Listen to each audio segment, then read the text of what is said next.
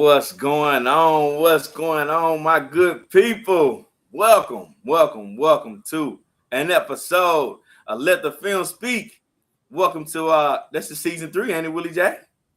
Hey, season 3, big dog. Hey, season Season 3 three. for us, yeah. Season 3, we on the way, man. Season 3, we on the way. Welcome to another episode of Let the Film Speak. I am one of your hosts, Chop.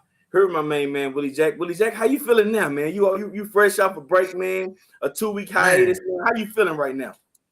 Man, I'm feeling good, man. I ain't gonna lie. It's 2 weeks, felt like 2 months, bro.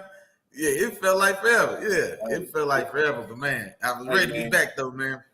It felt like a minute. Of course, I'm ready to be back just like you, man. I'm ready to get back into this thing. Ready to do what we do as always. And of course, y'all know what we do, man. We're going to bring it to you, straight, and how we always do.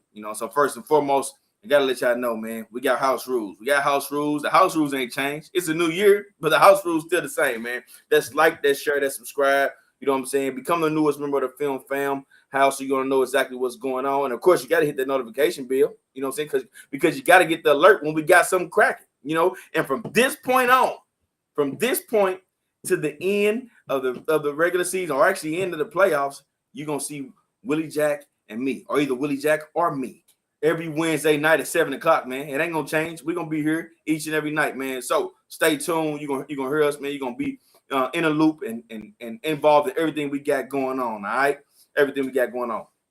Today, all right, we're entering draft season, man. We're entering draft season, so we got a big show for y'all. Of course, we're going to go into some of the QB prospects today, man. We're gonna go back and forth, as we always do, Willie Jack, with the top QB prospects. You know what I'm saying? Who we got ranked, from 5 to 1. We're going to break it down to you guys, give y'all some analysis on it. But before we do all of that, of course, we got to jump into some news, man. And, man, it's been 2 weeks, so, of course, we got a lot of news, Willie, so I ain't gonna hold them no more, man. Let's go ahead and jump right into it. First and foremost, man, the first news of the day, I'm going to start in the wide receiver room, man. Calvin Ridley has been reinstated back into the NFL. As we talked about a couple times on our episode from season 2, we talked to y'all, and Calvin Ridley was signed by the Jacksonville Jaguars, and they were hoping that he can be reinstated into the league, and we were wondering what type of impact he was going to have and if he was going to be able to play. And there was a lot of question marks behind it. Willie Jack, what did you feel about that, man, when you heard that news? Yeah, well, I'm glad that the suspension felt egregious, man. The full year the way it was. I can't remember what they said. It actually came out with the amount of money he actually bet, but I thought it was some style of like FanDuel or some style of kind of more commonplace, kind of lower scale bet. I don't think it was like a tremendous like Pete Rose style of betting scandal, and he was already out the league, etc. I don't even know if it was $1,000 or maybe it was like $1,000 or $1,100. Anyway, be that as it may, man. The move getting him out of Atlanta, it was already going bad there anyway. He was already out for a year in Atlanta because of he's taking a mental break, or he had some things going on. He had a rough season that first year without Julio, and so when he was playing number 2 to Julio, he had what looked to be a very promising kind of role as that 2 there. And then I think, when Julio moved on or whatnot, he kind of stepped up into the big, stepped into that big number 1 role. The season didn't go so well, and then then he steps away.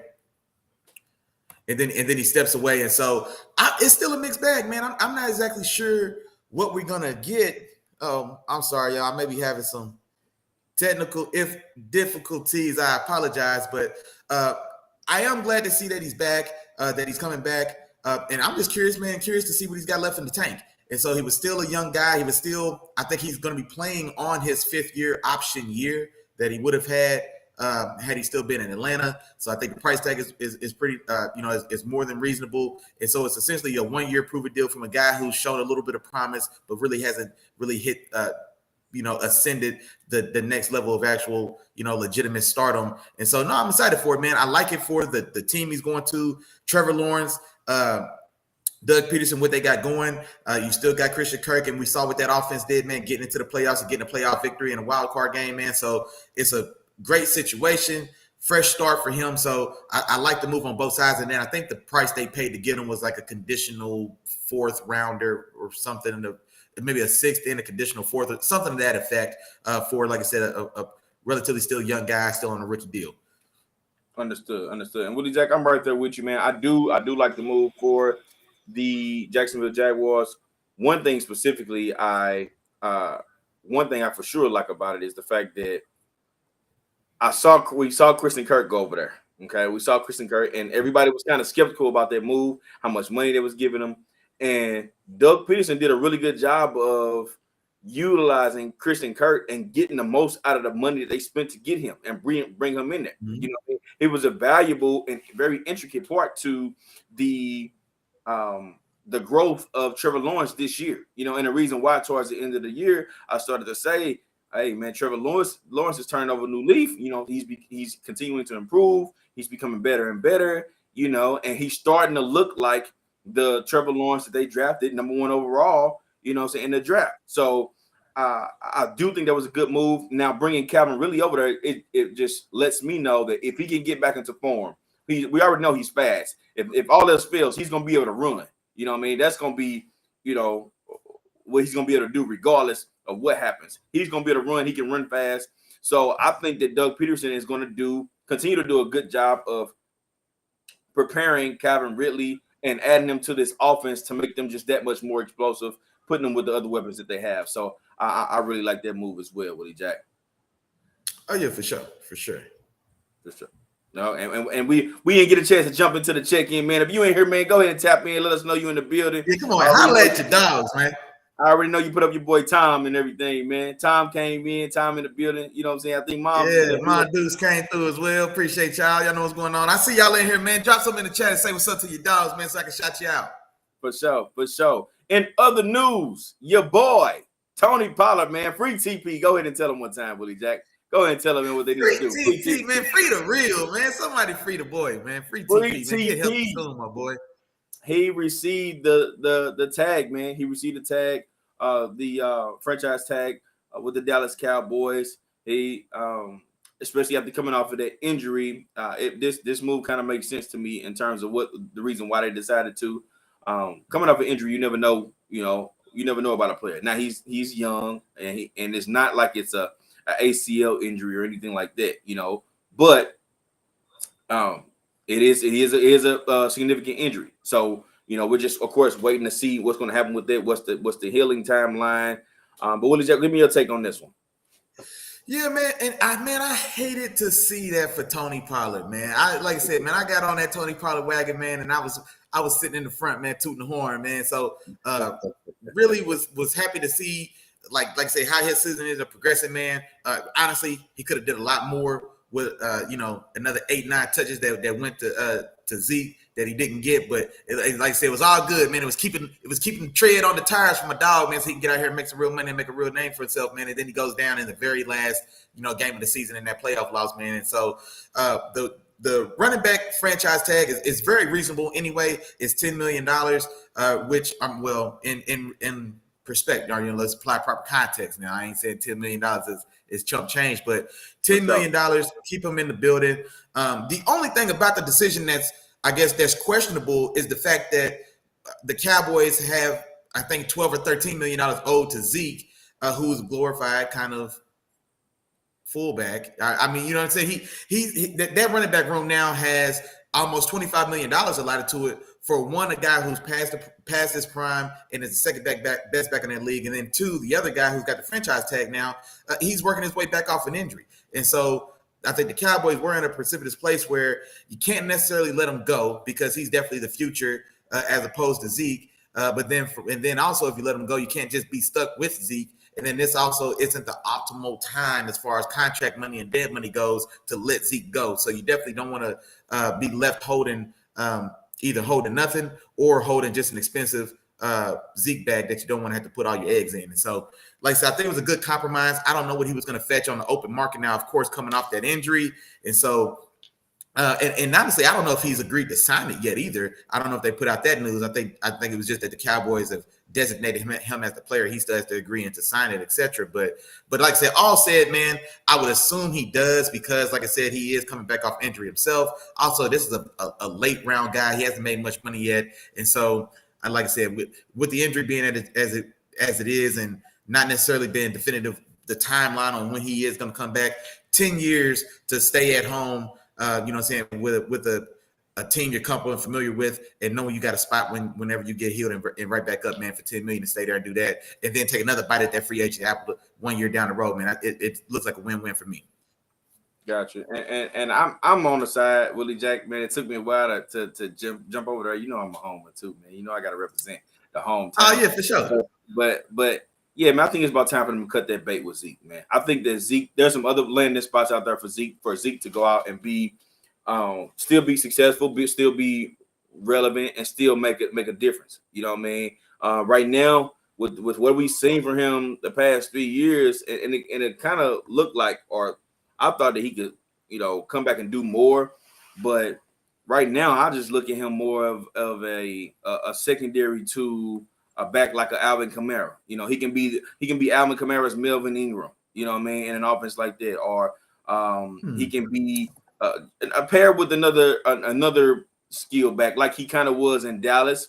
But I just think that scheme, and the way that they used him in Dallas just was outdated him. You know what I mean? So I think it was just time for him to kind of move on from there with Jack.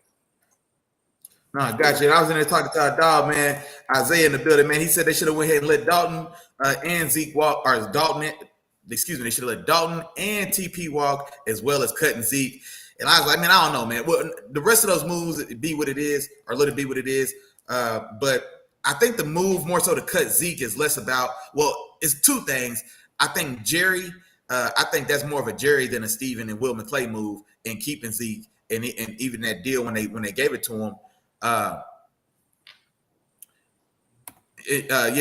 so I think that's more about Jerry kind of his loyalty, man, and for everything that's right or wrong with what we said about Jerry, the players that do the players will tell you, man, that Jerry's one of those guys where if Jerry loves you, you ain't got no problems in Dallas. And so I think Jerry's fighting for Zeke just as much as probably Dak as well. They came in together, best friends on the team, that sort of thing. And so, but also, man, like I said, that cap situation, that deal that Zeke got was tremendous. And I don't know how in the hell him and his agents, in hindsight now, man, they got over like the great train robbery, man. So I think his dead money, if they cut him, is still like, I want to say it's like, I think his full cap number is dead money. Is they have to eat all of it if they cut him this year. I think it's still like it's double digits, millions to cut Zeke and carry that money. So I think you cut him and still like 13 against the cap or 14 and change against the cap.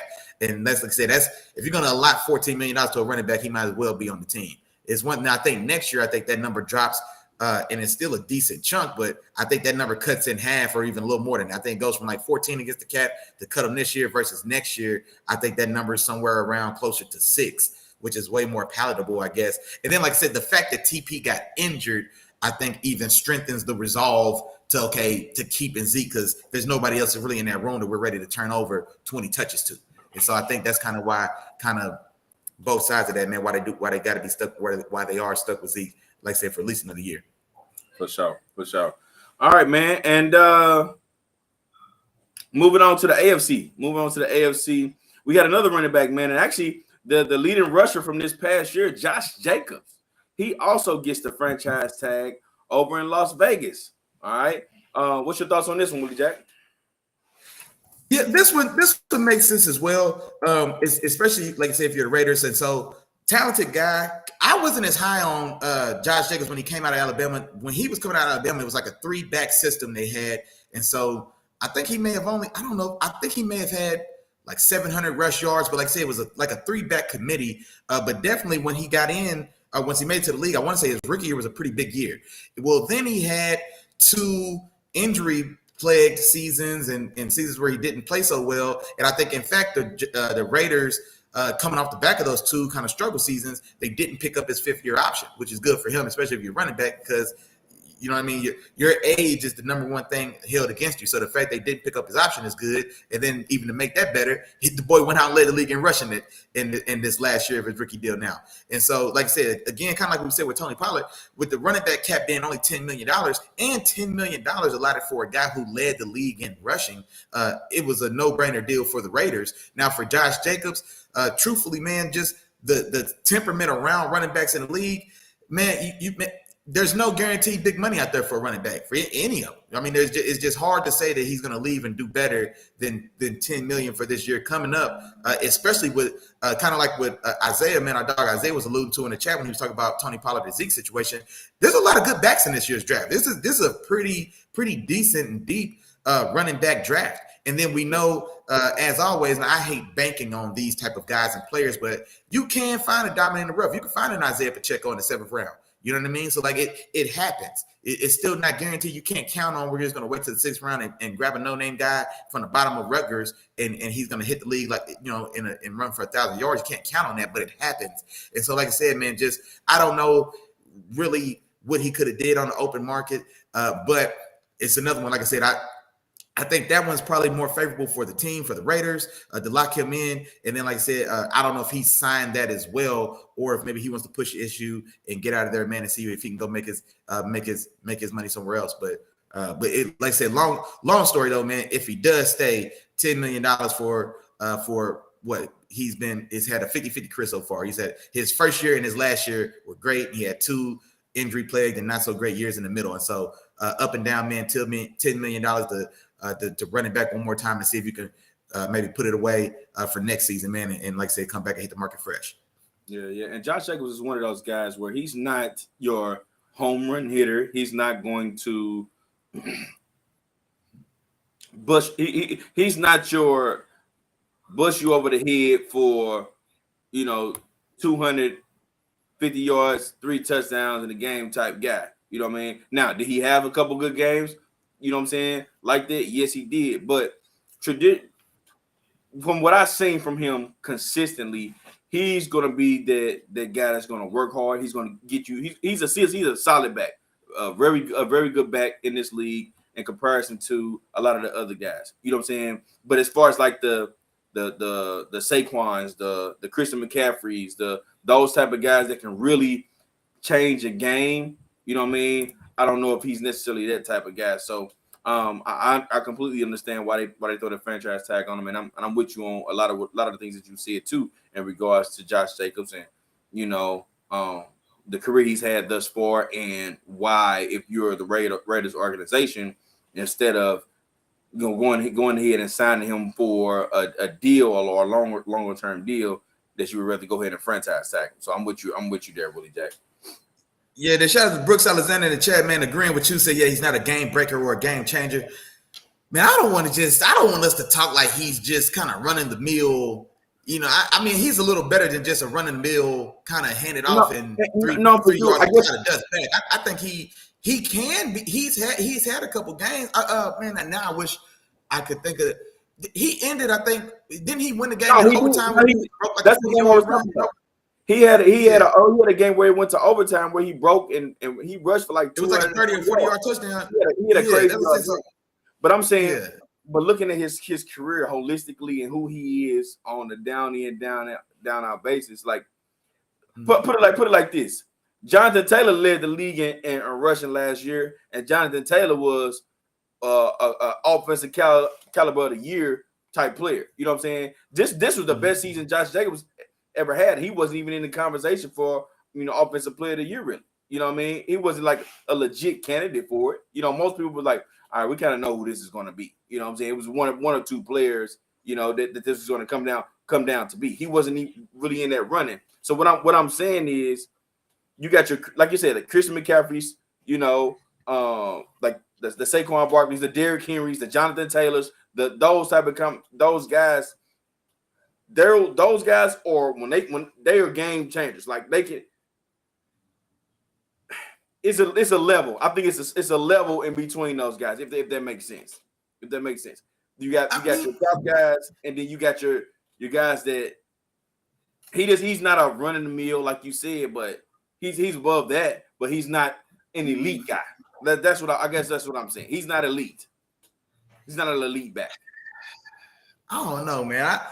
I mean, well, elite is a tough. I mean, it's tough when you use the word elite. It's tough. My dog Isaiah, man, he checked in one day. He said that he's a game changer, but he's not explosive for the pretty football guys. And that's the thing. Like he doesn't have the, like you said, the quote unquote kind of sexy explosive speed or burst of a Jonathan Taylor or Saquon, but man, he's in that I don't know, same man. tier. Okay, he's in that same tier as your Joe Mixons. You know what I'm saying? Those type of guys. There's that tier, but then you have a tier, like I said, the above tier. No, there's a tier. I dig that. Yeah, there's a tier above that for sure.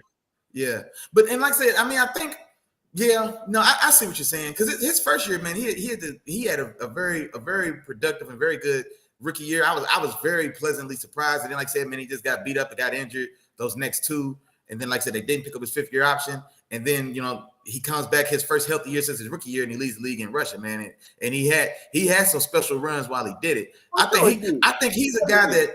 I do like your comparison to a guy like maybe the tier of player like a Joe Mixon. I think that was actually a pretty good comparison. But he's a guy that I think, man, that assuming he's going to be healthy, I think he's still a guy that's ascending. Like I say, it's his second true to form season in the league, and both his 2 like healthy seasons have been great. And this last one, spectacular, led the league in rushing. And so I think he's a guy that like I said, man, if his health stays where it needs to be, man, he could be special. Like I said, he was an excellent receiving back coming out of Alabama. Like, I mean, he's got a skill set that should be very attractive, because he's a capable receiving back as well.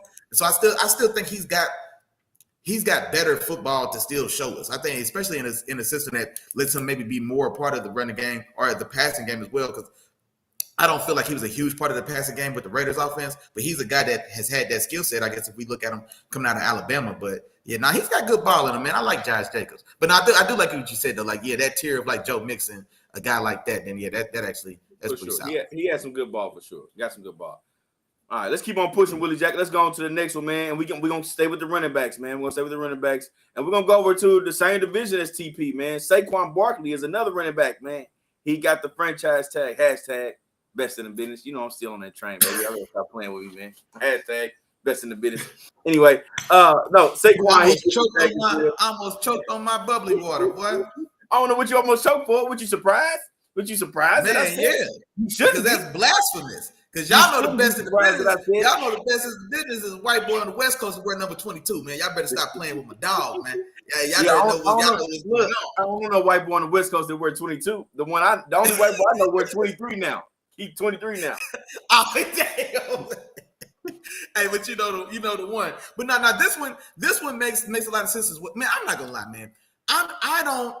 The whole Giants. Well, we'll get into that, but it's definitely a good deal for the Giants. And honestly, this is the thing about this, man. Saquon is in a very similar situation to Josh Jacobs, because he came in, he had a very good rookie year. Then he was injured and beat up for the better part of the next 2-3 years. 2 years. 2 years. He had 2 years.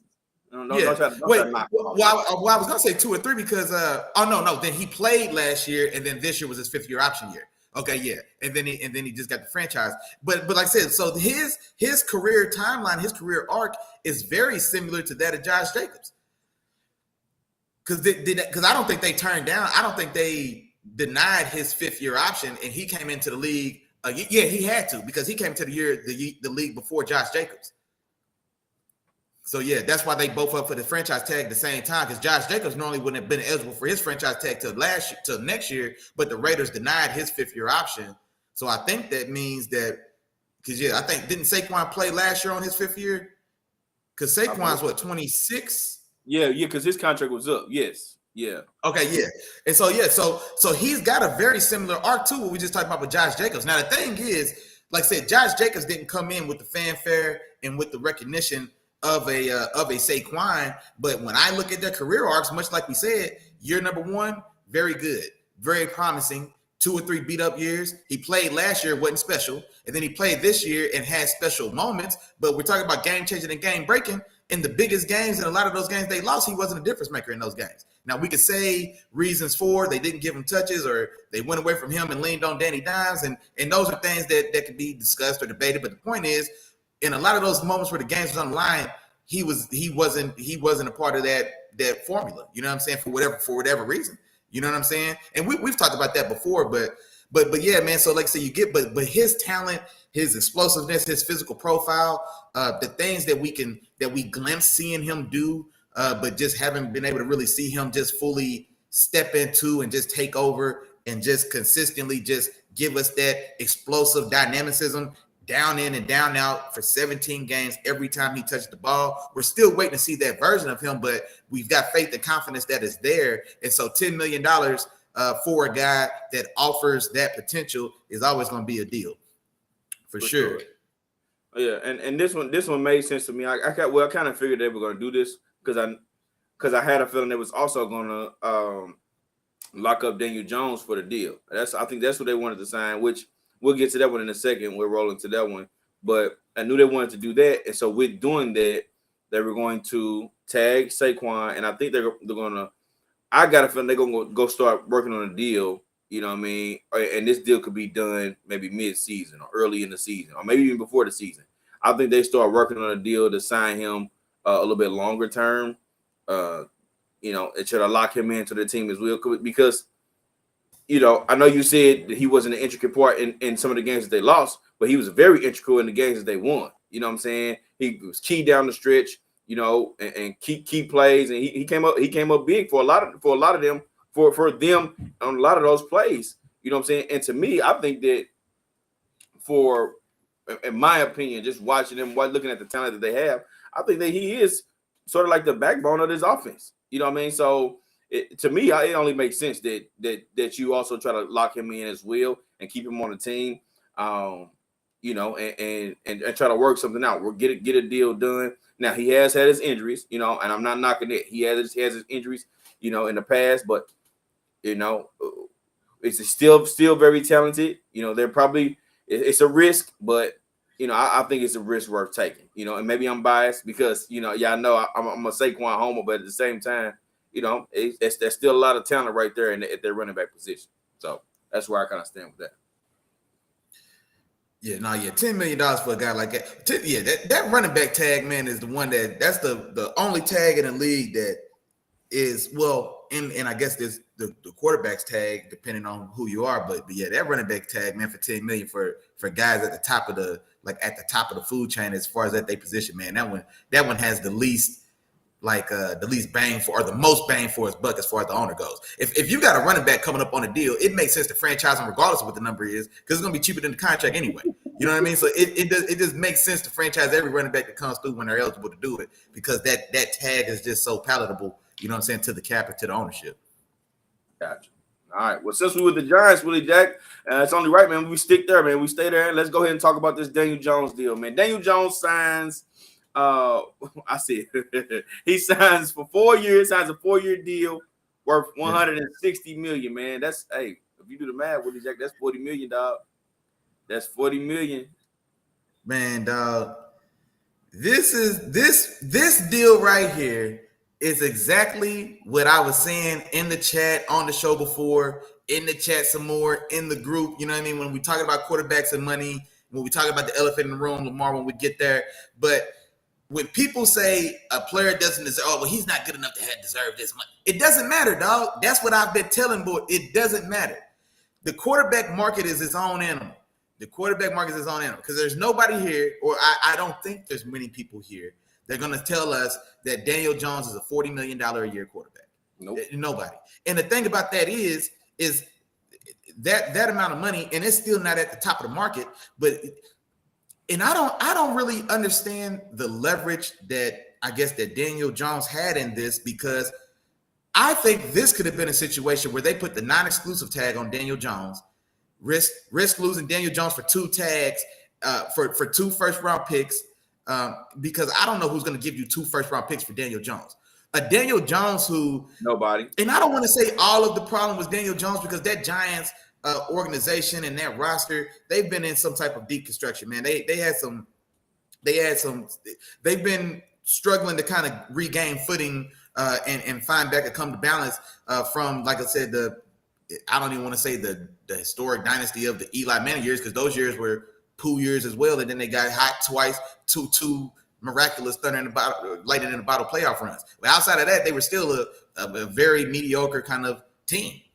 9-7 both those playoff years, I believe. And so anyway, but what I'm saying is, so they've been struggling to really kind of get on track, get a guy in there and really build and take off like we've seen some of these other organizations. They've been looking for their Andrew Luck, like the Colts have found for a little while. They're looking for their Trevor Lawrence. They've been looking for that guy.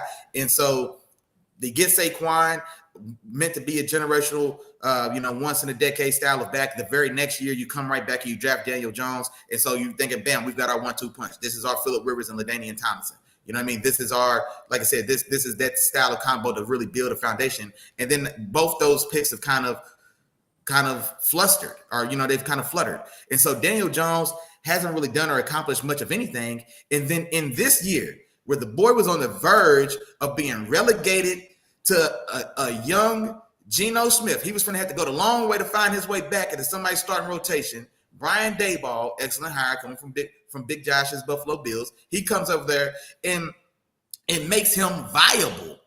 But when I tell you makes him viable, the boy didn't throw 20 touchdown passes. 17 touchdowns, 9 interceptions. I think those are something like that. I should be pulling these stats before we talk about it. Something like 17 touchdowns, 9 interceptions. Now they did discover that the boy has some legs. You know what I'm saying? If it wasn't for the turf monster, the boy got some wheels a little bit. He's still good for a 40-yard stumble. But yeah. And so he did he added another 7-8 rushing touchdowns, which was a very solid number. Here you go. What he had? 3,200. Tell the people what $40 million a year buys you. What did he do this last year? 3,200 passing yards, 15 touchdowns, 5 interceptions, and he had. Let me go to his rushing because it was a big part of his game. I went with like 7-8 rushing touchdowns. And give me 1 second. Okay, and then he had 700 rushing touchdowns, 700 rushing touchdowns, 700 rushing yards, 7 rushing touchdowns. So the boy accounted for 22 touchdowns. I can't believe I overestimated his pass. I can't believe I overestimated his passing touchdowns, and I guessed 17, and I was too high. Think about that, and that's what we bought for $40 million. How much better is Daniel Jones getting in year 5 now? Look, I don't think they picked up his 5th-year option either, and so he's another guy that got to come to market a year early. And so for 15 passing touchdowns, 7 rushing touchdowns, and 3,000 passing yards, this is what gets us $40 million. Like I said, so the quarterback market is its own market, is the point of that. I hate this deal. So here's this, Willie Jack. I'm not too worked up like on this deal like a lot of people are, and a lot of people are comparing this one to Lamar and what he should get, what he shouldn't get. Well, one, only half of it is guaranteed. You know what I'm saying? And I think that's a huge part in the reason why Lamar wants what he wants in his contract was because of the guarantees. You know what I'm saying? We talked about Deshaun Watson all this offseason, all this year about his guarantees. His contract was fully guaranteed. You know what I mean? The boy got bread. So this essentially, I think it'll be front loaded. I think this is more going to be like a 2-year deal where they get 2 years from maybe 80, 82, and then the rest. It really depends on it really depends on how he performs. You know what I'm saying? And I wish I can go into bold predictions and tell y'all right now, but I don't think this would necessarily be a bold prediction, but I'm gonna tell you anyway. The first and foremost, Giants ain't going to the playoffs. I'm gonna put that out there right now. And then secondly, Daniel Jones, he's probably gonna have another a season where he's not gonna throw over 18 passing touchdowns. You know what I'm saying? It's gonna be 18 or less. Because and people are going to start to think about Brian Daboll the same way they thought the people start thinking about. Well, I ain't gonna say the same because that's gonna be harsh. But Matt Nagy's first year with the Bears. Everybody remember that first year with the Bears. The boys, the team looked real good. They look real good. But this second year, Matt Nagy didn't look like he had any.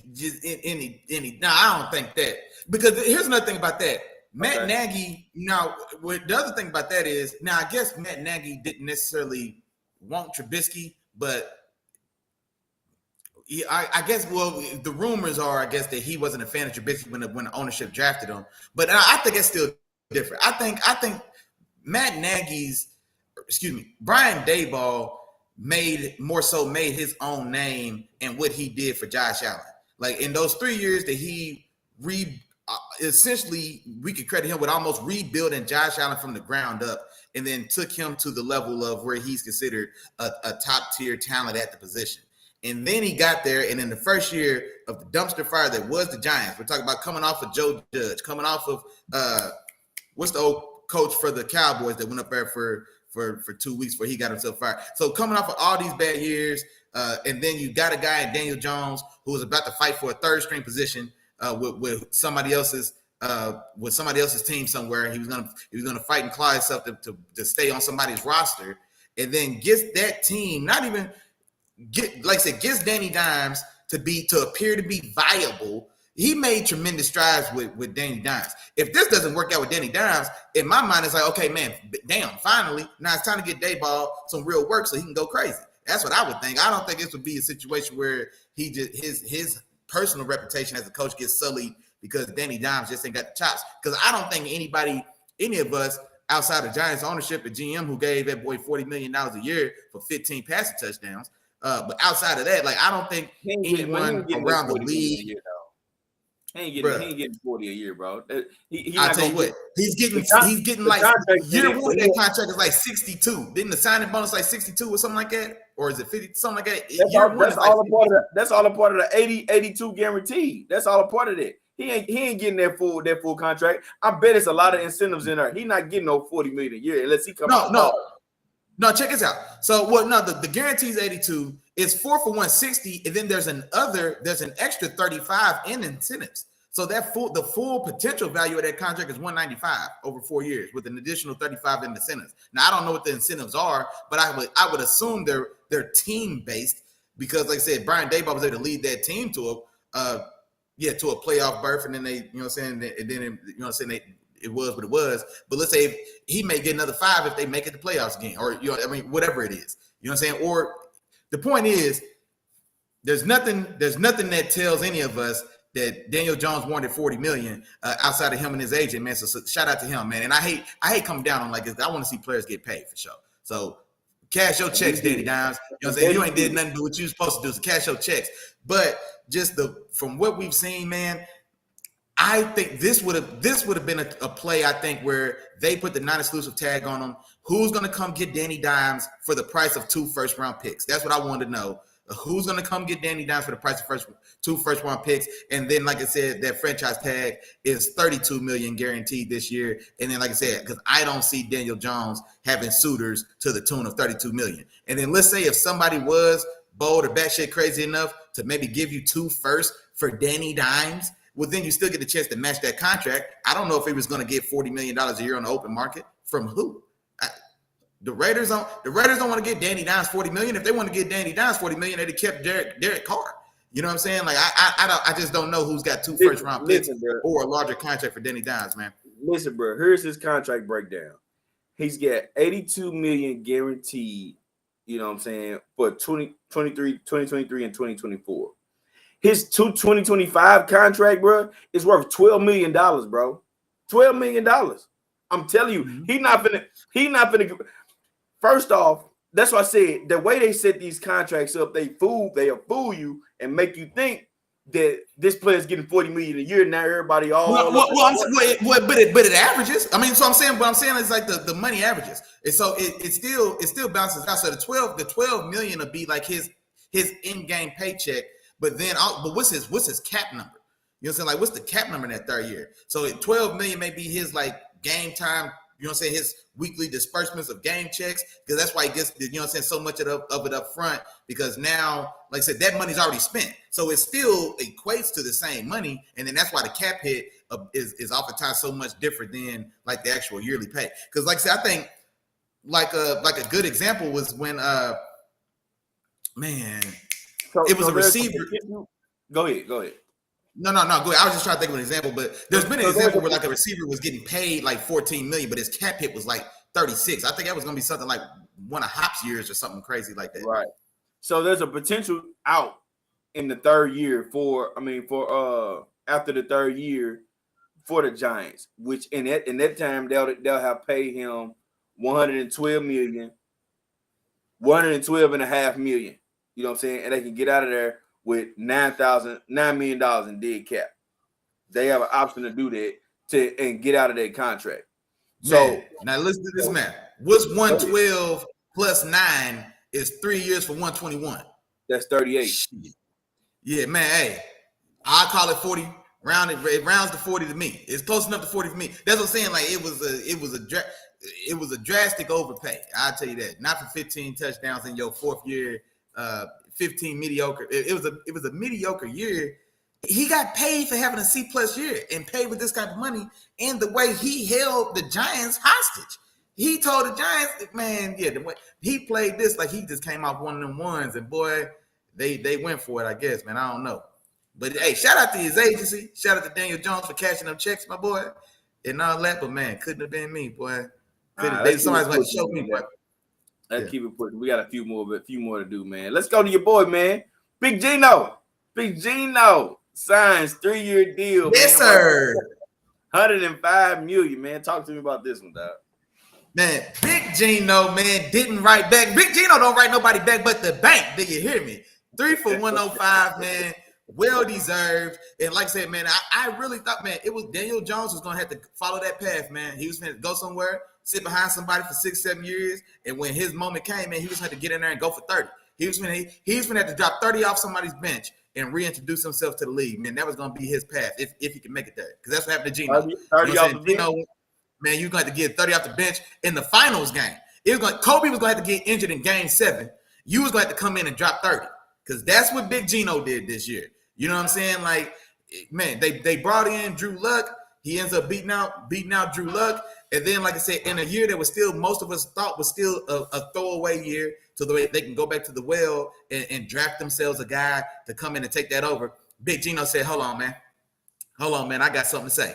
And you know what he had to say? He had to say 70% completion percentage leading the league. He had to say something about, man, you know what?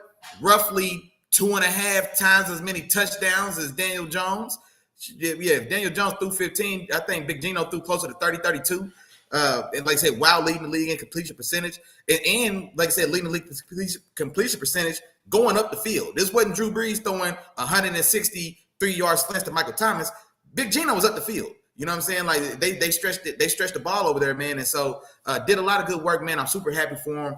Like I said, man, 3 years, 105. Man, and what I think it's going to time out to where he'll be 35 at the end of that contract.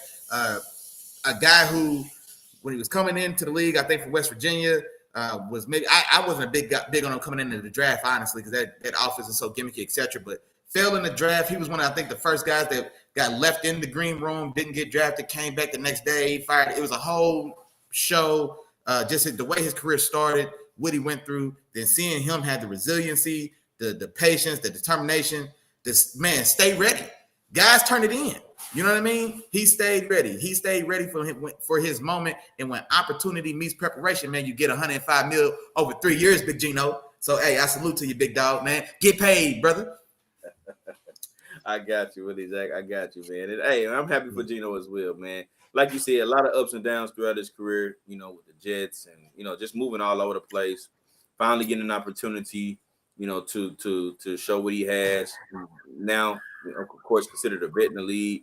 You know, he'll be 33 this year in this season, you know, and last year he came out and showed what he was fully capable of being, man. And like you said, man, proud of him, you know, happy he got paid a little bit. Now, I don't think this is it's a reason it's a 3-year deal. I think over time, Seattle will be looking to, of course, move on. You know what I'm saying? One, like I said, he'll be 33.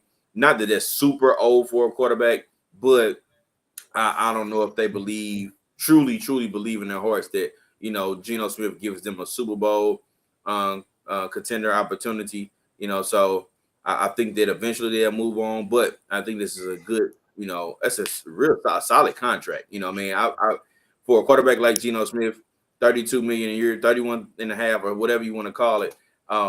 Yeah, I can pay that. I think it's closer to 30. Like 34 and change, I think it's how it breaks down. You're right. Yeah, like 34 and a half, something like that. Yeah. So yeah, I would do that. Give Geno that money, man, and let him lead my team. and I know that my team will be in good hands with him at the rim and after him and running everything from that QB position. So I'm okay with that, man. Definitely okay with that one. Yeah, then man, our dog Tom in the chat, man, he said Seattle may draft Anthony Richardson, man, or the quarterback from Tennessee, Hendon Hooker. Man, I'm not gonna lie, man, I've played around with some mocks as well, and honestly, man, I've played around with Anthony Richardson at 5 because like you said, you've got Geno there. For like I said, you've got him signed and ready to go, and then that team. I mean, it would be a good situation. I mean, we're gonna get into quarterbacks, but I can see something like that as well. But honestly, man, with Geno's deal being what it was, and that team being, I mean, they were right there. I mean, they made the playoffs and lost to a team that was probably the most dominant team this side of Philadelphia in the NFL for the last 12 weeks. You know what I'm saying? And so that's a team, man. I think that deal was perfect for both sides. It's good. It's very good tier 2 quarterback money for Geno. You know what I'm saying? Money he earned. It still doesn't break the break for Seattle. And then, like I said, man, they've got ammunition in this year's draft to where we saw what happened with this last rookie class. I think out of 7 picks, 5 of them hit. 5 of them are starters. Your dog Tariq Woolen, then another rookie corner from Cincinnati as well. And so they had a lot of both tackles that started left and right were rookies this year. So a very good year. Kenneth Walker III, also dynamic, nice young back. He got injured. But man, they've got pieces there to where they add to this draft, especially defensively. Big Geno and those Seahawks can make a little run. I don't know if it's going to the Super Bowl, but like I said, but they can get into they can legitimately say, man, we can make a push for that NFC Championship. And like I said, once you get there, man, it's anybody's ball game. And so they've got, if like I said, man, they've got some pieces to still add and some things to still iron out, man. But that's a very good deal on both sides, man. I like it for both of them, both sides. For sure. With you there, Willie Jack. Willie there. All right, man, let's keep on pushing. We had Derek Carr, man, another quarterback. He ends up signing with the Saints, man. And first and foremost, I think I said this before when we said Derek Carr officially was released, that I was happy for him, you know what I'm saying? And it kind of put him in control. It gave him control to make the best decision for him, and put him in a position to where he can choose, he can decide his fate. And of course, he decides to sign with the Saints. First and foremost, his deal is worth it's a 4-year deal worth 150 million. That includes 100 million in guarantees. And I think it's a great situation for Derek Carr. And the reason why is because you instantly become the best quarterback in your division. You know what I'm saying? You got that's a fact. The Sam Darnold. I don't know if it's gonna be Sam Darnold, but Sam Darnold, Teddy Bridgewater, and whoever the other guy I used to like led Carolina Panthers. Tom Brady just retired, so you got Kyle Trask over there who's looking to possibly step in as a starter for that team. And then you got the Atlanta Falcons, man, who we don't know which way they're going to go. Well, definitely Desmond Ridder is going to be their starter at QB. So that's what we're looking in that division. Derek Carr, a vet, comes in, immediately takes over. He has a solid defense behind him, and he's just in the best situation that he can be in. So as of right now, and of course we got an off season to go through, and we'll see how everything kind of plays out. But as of right now, I don't really see anybody, being able to take over or beat New Orleans, as far as winning the division with the addition of Derek Carr to that particular team. Now we got a long way to go. This is a long off season. We know how teams can load up, super duper fast. This point puts them in the driver's seat, you think? Right now, it puts them in the driver's seat with the moves that have been made thus far that I saw with some of the other teams, and including what the Saints just did. I think Derek Carr and the Saints are in the driver's seat as of right now. No, I can see that, man. Because like I said, they're the only team that has a quarterback in that division right now. So I mean, and like I said, if you're the only guy that's got a viable option at the most important position on the field. So I agree with your line of thinking there exactly. And I think the money on this was what, 4 for 140? 150. Oh, 4 for 150? And 100 million guaranteed. Okay. And yeah. And I think that I think his guarantee is over the first 3 or the bulk of that in the first 2, something like that. But I like this deal, man. Derek Carr is a guy, man. He's just kind of he's flirted with like breaking through to like, well, I don't want to necessarily say top 5. He's flirted with being an exceptional quarterback. Like he's had moments in his career where he's been very close to being considered exceptional. And then, man, he's had some bad breaks. He was having an MVP caliber year the year he broke his leg, I think in like week 14 or week 12 or something of that effect, and kind of ended his season. But I like Derek Carr. I like Derek Carr's game. Well, when it's going. Now this year with him and Josh McDaniels, man, for whatever reason, man, like I said, this stuff isn't Madden. It's not 2K. You can't just throw people together and then it's just supposed to work out fine. So they didn't mesh, the system didn't fit them, or the way Josh McDaniels coached, or the way they, like I said, it didn't work out for whatever reason there. So now he finds a different home, but still a relatively young guy. Is Derek Carr what, 31? I think he's in his early 30s, and so still has plenty of good ball left. I like the deal for the Saints. The only thing about that is I don't like that Saints roster, man. That defense, the defense, especially in the front seven, they're definitely getting older. Cam Jordan is still doing his thing, man, on the D line and still causing havoc. But man, he's getting about our age, man. He's 33, 34. This is a 300-pound man that's been banging bodies for 12 years now. You know what I'm saying? So his cliff is coming.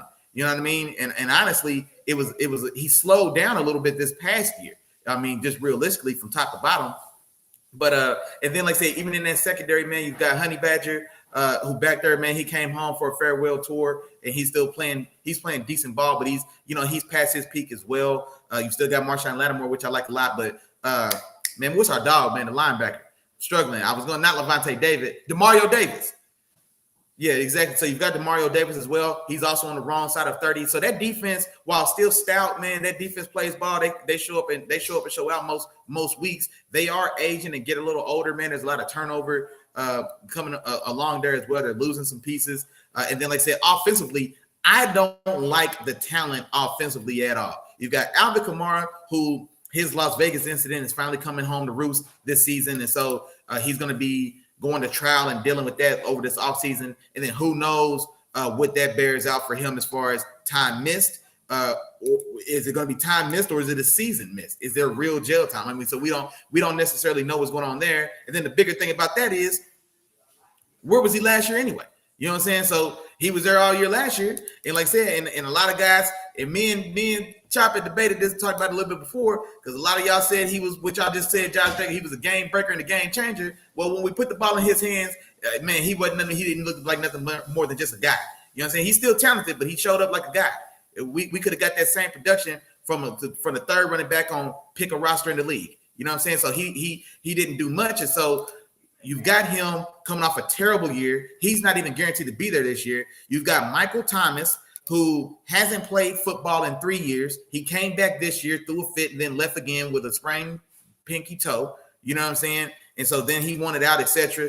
Man, they say the boy was talking about a sprained toe or something like that and just refused to play. Now, be that as it may, that's his business. You know what I'm saying? But we ain't seen him play ball in 3 years. And then Chopper tell y'all this as well, man, because I wasn't a guy on the Michael Thomas bandwagon. The boy caught 163-yard slants. I'm one of the people in that crowd, man. No disrespect to him. Do your thing, bro. Get paid what you did. But, man, still, like I said, man, I don't necessarily view him at the tier of receiver as some of the other guys who were at the top of the league at that time. But you've got him. The one shining spot on that offense is a rookie, Chris Olave, Suave Olave, like my dog Chopper tell y'all, man, from Ohio State, who had an excellent rookie year. And honestly, like I said, he's a nice building back there. So you know, maybe him and Derek Carr can hopefully get some good rapport going.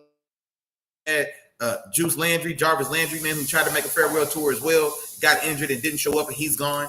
Like I said, who knows if they even work it out with Michael Thomas now. Michael Thomas was a fan of the Derek Carr signing. I saw he tweeted out, like, man, thank you, finally. You know what I mean? I guess he feels like he's got a viable quarterback back in the building now, but who knows what's going on there. So there's a lot of work to still be done on that Saints team. I feel more optimistic about the Panthers myself, but now they got to find a quarterback. But that's the team that I'm looking, man. If they get a real quarterback in there, man, I think that'd be the team that I probably want to.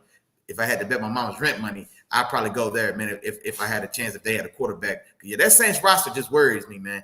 That Saints roster worries me. They doesn't have any of the sparkle or the shine or the dynamic aspect without Sean Payton there. So, like I said, there's a lot of stuff behind the scenes that I'm not sure how it's going to look like or what it's going to look like, man, going forward. But I am happy to see Derek Carr get paid and land on his feet for sure.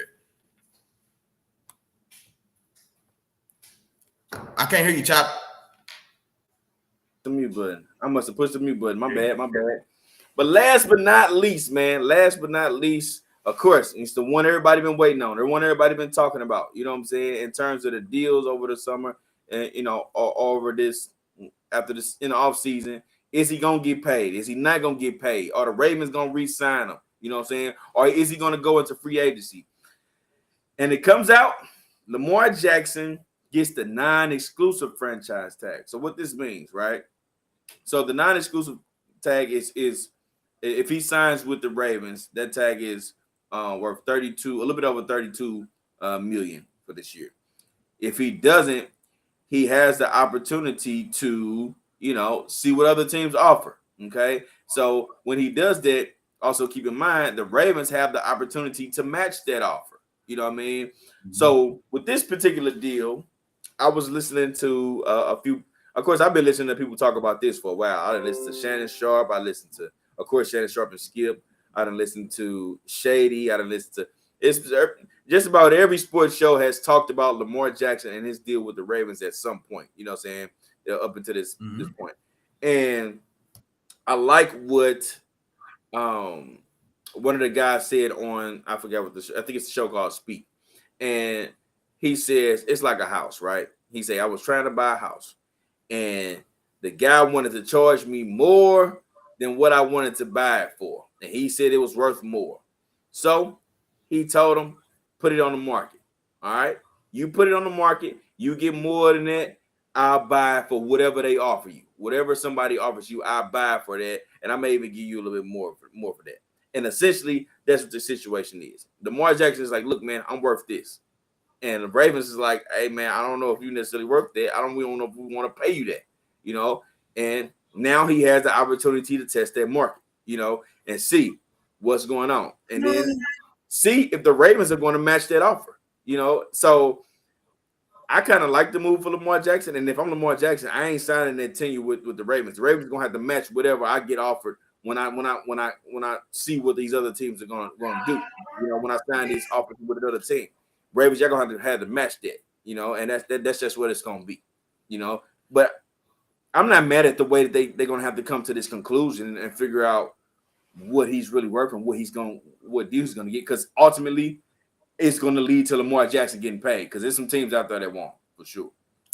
Well, and see, and that's the thing about this, man. I disagree. I don't agree with that analogy, because the house we're talking about doesn't have feelings. I think this is more so you're discussing a gift for your wife.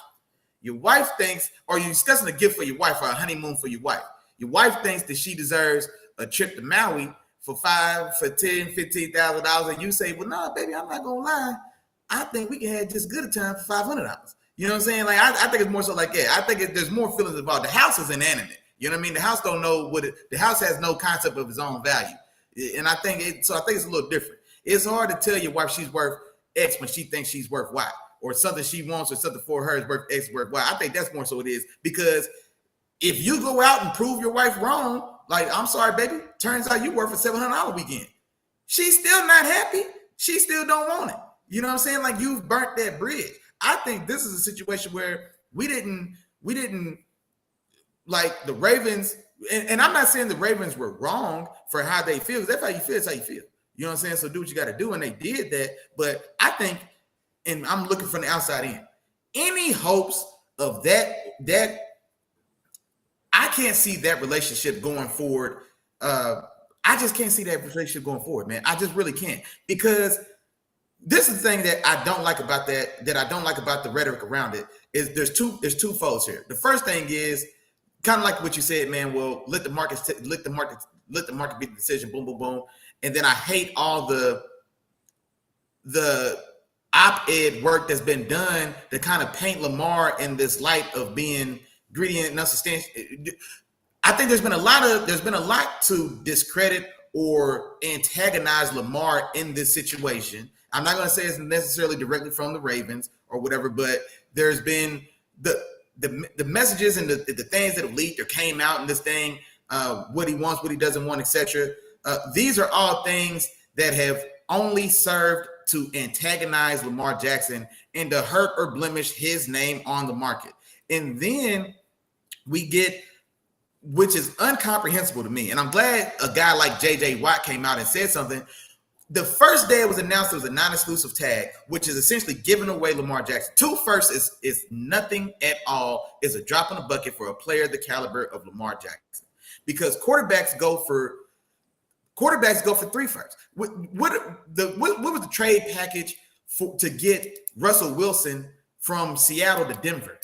You know what I'm saying? And then what's the deal he signed on the back of that? You know what I'm saying? So 2 firsts is giving Lamar Jackson away. And then every quarterback needy team in the league, or the bulk of them, the 6 primary quarterback needy teams in the league, they each come out within 48 hours and say, no, we don't want Lamar Jackson. You know what I'm saying? And then I hate to be a conspiracy theorist and etc. We know what's going on with the Brian Flores situation. And we've heard talks or allegations of collusion and things like this, because that smells awful fishy. It smells awful fishy because no one in ownership, in NFL ownership, no one wants that Deshaun Watson contract to become the norm. They don't. And so it looks like ownership has taken a stand against fully fledged contracts, and Lamar Jackson he's the guy in the crosshairs. Because I tell you what, Justin Herbert's about to get paid, and Joe Burrow's about to get paid. And I don't know what Justin Herbert will do, but I can tell you right now, Joe Burrow going to the cleaners. Joe Burrow is going to the cleaners, and the Bengals are a notoriously cheap organization contractually. Carson Palmer will tell you that. That's why he forced his way out of there, and that's how he got to Arizona. Or, yeah, when he left, he went to Arizona, I believe, yeah. You know, and others would tell you as well. Andrew Whitworth, your dog, went to play left tackle with the Rams. He'll tell you. The Bengals are notoriously cheap. It's terrible as far as negotiating money with that organization, etc. So Joe Burrow's coming up. And so let's say if the league defeats, and you know what? I heard somebody else say this as well.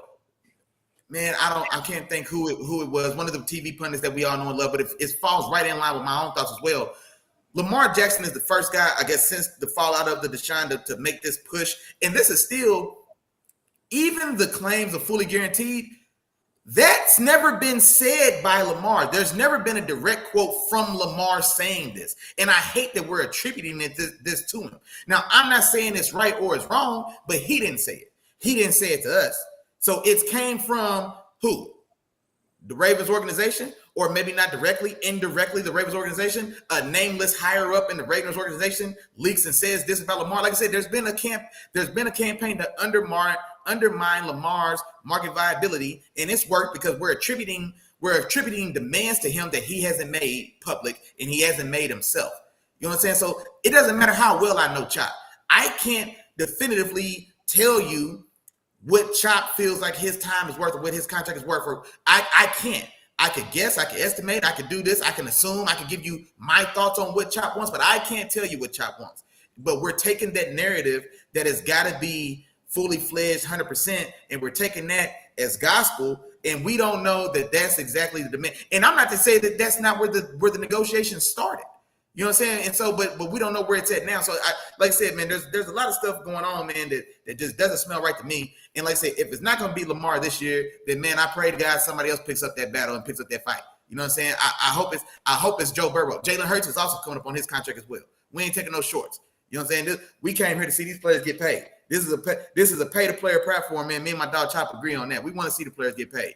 We don't always agree with the deals. We don't agree with Danny Dimes getting $40 million a year, $4 for 160. But boy, we happy to see you cash that check.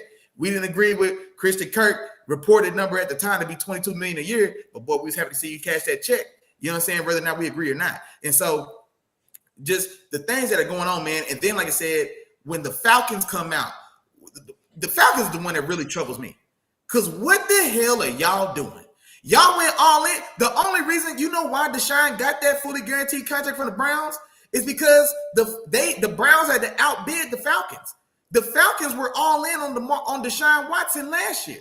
That's why the Browns sent that deal you cannot refuse. They made him an offer he couldn't refuse. That's how he got to the Browns. He was going to the Falcons. So you telling me a team that last year was all in on Deshaun, Mr. Feel-Good Watson, who hadn't played ball in 2 years and was coming off of the biggest scandal in the NFL this side of Michael Vick's dogfighting, that guy who had a bidding war for him hasn't accomplished what Lamar hasn't played or went to the heights or reached the heights that Lamar's done in his time.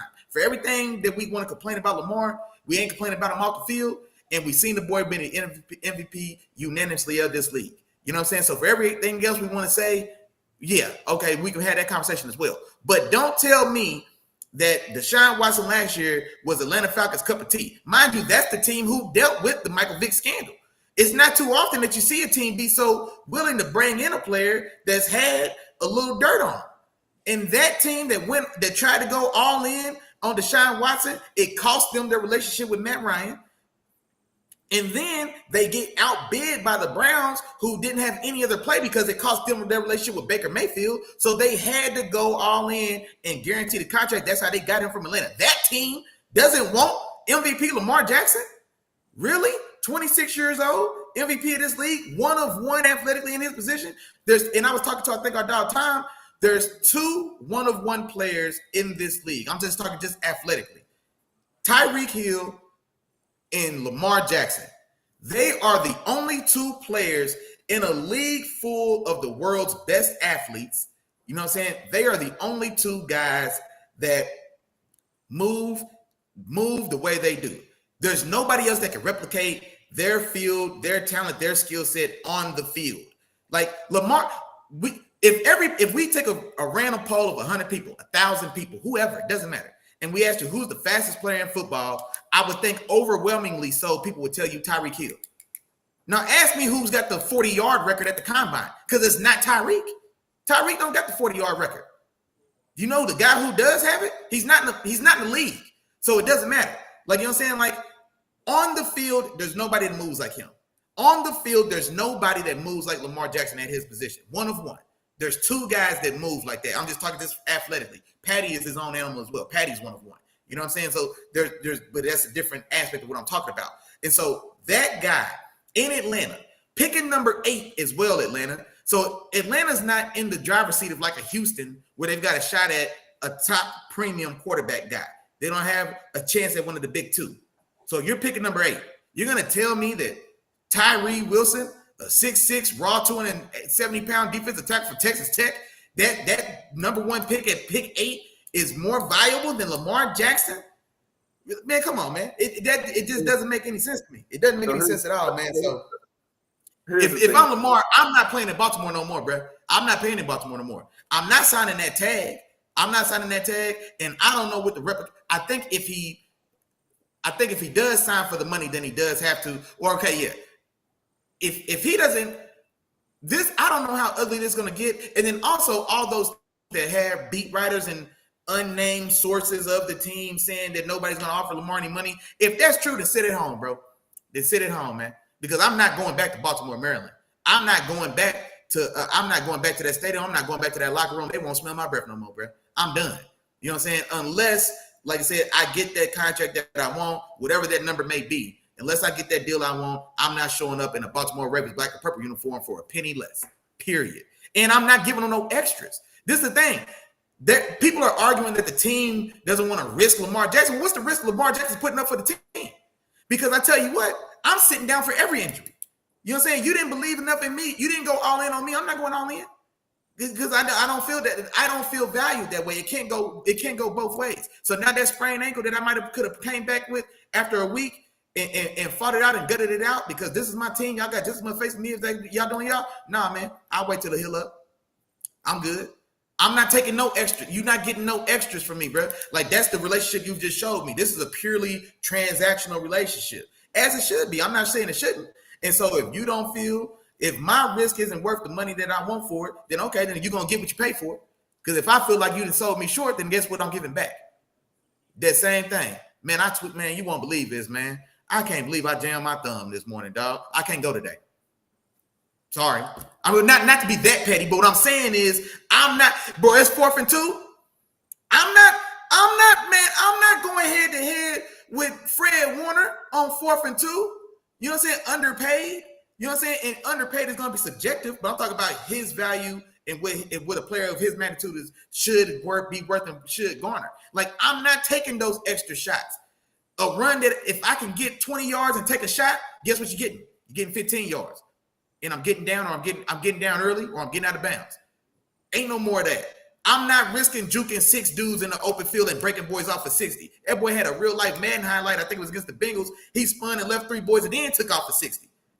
No more of that. The first guy came up, boy. I laid it down, boy. Hey, this is what you get for 35 million, bro. What's that non-exclusive tag? 35 million, 34 and change? That's what you get for 35. 32 and some change. 32? You think I'm playing for $50 million less than Daniel Jones this year? Didn't Daniel Jones get 82 in the first 2 years? I'm already just going in the first 2. So yeah, man, hell no. I'm not putting on a purple back jersey, period. And then I'm hearing stories like, if he had an agent, he'd have a deal. That's the stupidest stuff. That's the dumbest thing I've heard. If he had an agent, he'd have a deal. So an agent is what's keeping him from getting that fully guaranteed contract that Ravens told us that's what he's standing on and that's what he wants. Man, come on, man. I don't want to hear it. People are saying he doesn't even have any, he's not getting endorsement deals because people can't get a hold of him because he ain't got no agent. But that's the dumbest shit I've ever heard. If somebody wants Lamar Jackson for any of these miraculous deals that they say that he's not getting because people don't know how to reach him, man, hell no. That's stupid. Here's the thing, Willie Jack. All right. I know you heated, bro. You all right? Calm down. Yeah, drink you some water, bro. Drink you some water, dog. Calm down. Yeah, you hot.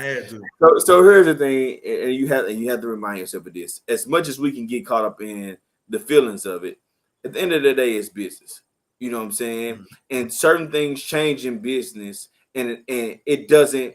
When businesses change, when changes happen, they don't take into consideration when it's happening and who it's happening to when it does change. You know what I mean? So with this particular case, and I'm talking about what you spoke about in terms of owners trying to take or trying to make some changes or take a stand on making a change in terms of giving out all of this guaranteed money. You know what I'm saying? Because I'm on the side of, yeah, I want players to get paid. But if I'm an organization, there's certain deals that were ridiculous and shouldn't have been made.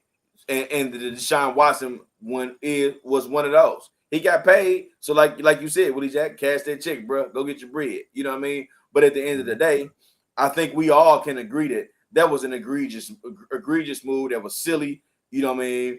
And moves like that are moves that change the market or change the QB market. So now the next up, they're going to expect to get that. Then the next up is going to expect to get a little bit more than that. Then the next up, that's just the way that it goes.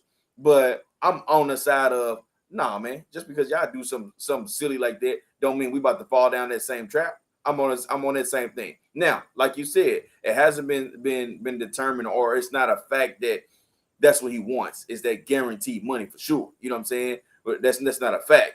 You know, we do know it's about money, you know, at the end of the day. It's a money deal.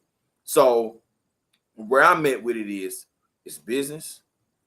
And I think it's going to work out for Lamar, because I think that when he goes out there, all that other stuff that teams talking about, they don't want him and stuff like this, man. Quarterbacks come, well, you might find a quarterback. It takes some teams years to find quarterbacks, multiple, like for sure, decades to find a legit quarterback. So all that's just the Jets still looking. I think that, exactly. That's just smoke. You know what I'm saying? This is smoke. And if there are some teams that are true to their word and say, no, I don't want him. I don't want Lamar Jackson. I'm not interested. Cool. I bet there's about 15 other teams I can't wait. Soon as Monday, because Monday is when they can start making those offers. Monday, he's going to start getting those offers. And it's his and teams are going to start to say, all right, this is what we're willing to give you. This is what we're willing to give you. And somebody's going to offer him something where he's like, okay, this is it. And the Ravens going to have two choices. Either you're going to match it or you're not. That's it. Either you're going to match it or not. If you match it, cool. You know what I'm saying? Maybe the relationship does come back. Maybe it doesn't, you know. But either way, Lamar Jackson, you're going to get your bread. You know what I mean? And at the end of the day, just understand it. It's business at the end of the day. It's business. I understand that's where you want it to be, that you gave your all to them, that you gave them an MVP, that as a starter you are 45-16 with this team, and without you they are 3-9. Like, I understand all those different things, and those things, are leverage for you. You know what I'm saying? But it's business. You know what I'm saying? You have been injury prone the last couple of years. People do still question your ability to get a team over the hump in the playoffs. Yes, you regular season good for sure. You know what I'm saying? You bringing it home in the regular season, but teams want Super Bowls. So that's what teams are kind of worried about. And if it's $50 million that he wants, Pat Mahomes is $50 million a year. Pat ain't even 50. Like Pat's deal is well, it was 45 on average, but Aaron Rodgers is 50 million. And so that's why, like, I'm not mad, because don't tell me a 38-year-old Aaron Rodgers who hasn't for this decade. I know he won a Super Bowl 11 years ago now because it was against my Steelers. So in the last 10 years, what has Aaron Rodgers done other than trade on his name to get $50 million a year as a 38-year-old quarterback who suffered? Jordan Love is a Packer because Aaron Rodgers had 2 back-to-back injury-plagued years. Then they go get Jordan Love and they piss him off, and now he wants to play football again. And then what's he done for us since then? Besides be a regular season warrior and get spanked first round in the playoffs at the crib. So yeah. I don't even. That's why I can't accept that argument for why Lamar shouldn't get paid. Because I've seen a guy outside of his prime that is trading on yesterday's dollar. You know what I'm saying? Like, that was yesterday's dollar. But see, but that's to my point too. I guess the other side of it, looking at it, is the Packers probably looking at that like, we messed up, and that's the reason why. That's the reason why. I don't think they want him this year. I don't even think they want him back if he even wants to come back as a Green Bay Packer. I don't think the Green Bay Packers want him because of the control that they gave Aaron Rodgers and how that turned out. Aaron Rodgers got all that money, man, and like you said, what did they get from it? They got back-to-back MVPs. You know what I'm saying? He had some good seasons in a regular season. You know what I mean? But in the other token, you got this Pat Mahomes is 50 a year, and that's five straight AFC championships and been to 3 Super Bowls and won 2 of them. You know what I mean? Like, that's company right there. You know what I mean? So it's like we got to say this. We got to say this right. It's not $50 million a year. This was Isaiah would jump back in the chat. Man says 50. It's not $50 million a year, bro. It was the full value of the contract, including incentives and bonuses, etc., averaged out to 10 for 500. But but that's, like I said, that's the same reason that Daniel Jones' deal is announced as 4 for 160 and not 4 for 195, because there's $35 million in additional incentives and bonuses that Daniel Jones can get. But the core contract is 4 for 160. The core contract for Patrick Mahomes was 450. Then he had another $50 million in bonuses and incentives, etc. And so it averaged out to 45. That was the number on that. Because Pat Mahomes getting every. He getting the bag. No, because he ain't getting all of them. You know what I'm saying? Like, he isn't, because like some of those, like, man, there was, well, man, we are almost an hour and a half in, but there was a lot of escalators in that contract and things he had to do. Now, winning the Super Bowl, I think every year he wins the Super Bowl does trigger, like, it maybe triggers like another like 3 million or 5 million. So this year he did win the Super Bowl, but he didn't the last 2. You know what I'm saying? So there's whatever that number is attributed to a Super Bowl win is gone. You know what I mean? So it's not a flat 50 million a year on average deal. It averaged out to 45, and then there was another incentives and bonuses that could have got it to 500, which would have made it 50 a year. But like I said, but all that, like I said, so all that sold or whatever, the only quarterback to touch 50 million a year that's legitimately 50 million a year is Aaron Rodgers. That deal that he signed was that Aaron Rodgers contract was like 50.04 or something to that nature, from just the base value of the contract itself. Is Aaron Rodgers, a 38-year-old boy who ain't been out the first round in a decade, and then those playoff appearances that he has lost, and he's lost them at home, and oftentimes as the number 1 seed.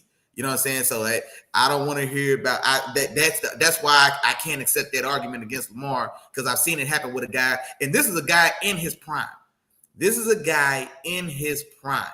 26. He just turned 26 years old. He was an MVP at what age? 23. How old was Aaron Rodgers when he won his first MVP? wasn't 23. I don't remember. You know what I'm saying? Unless, are we saying the best days of Lamar Jackson are behind him at 26 now? Hell no. Because I saw that.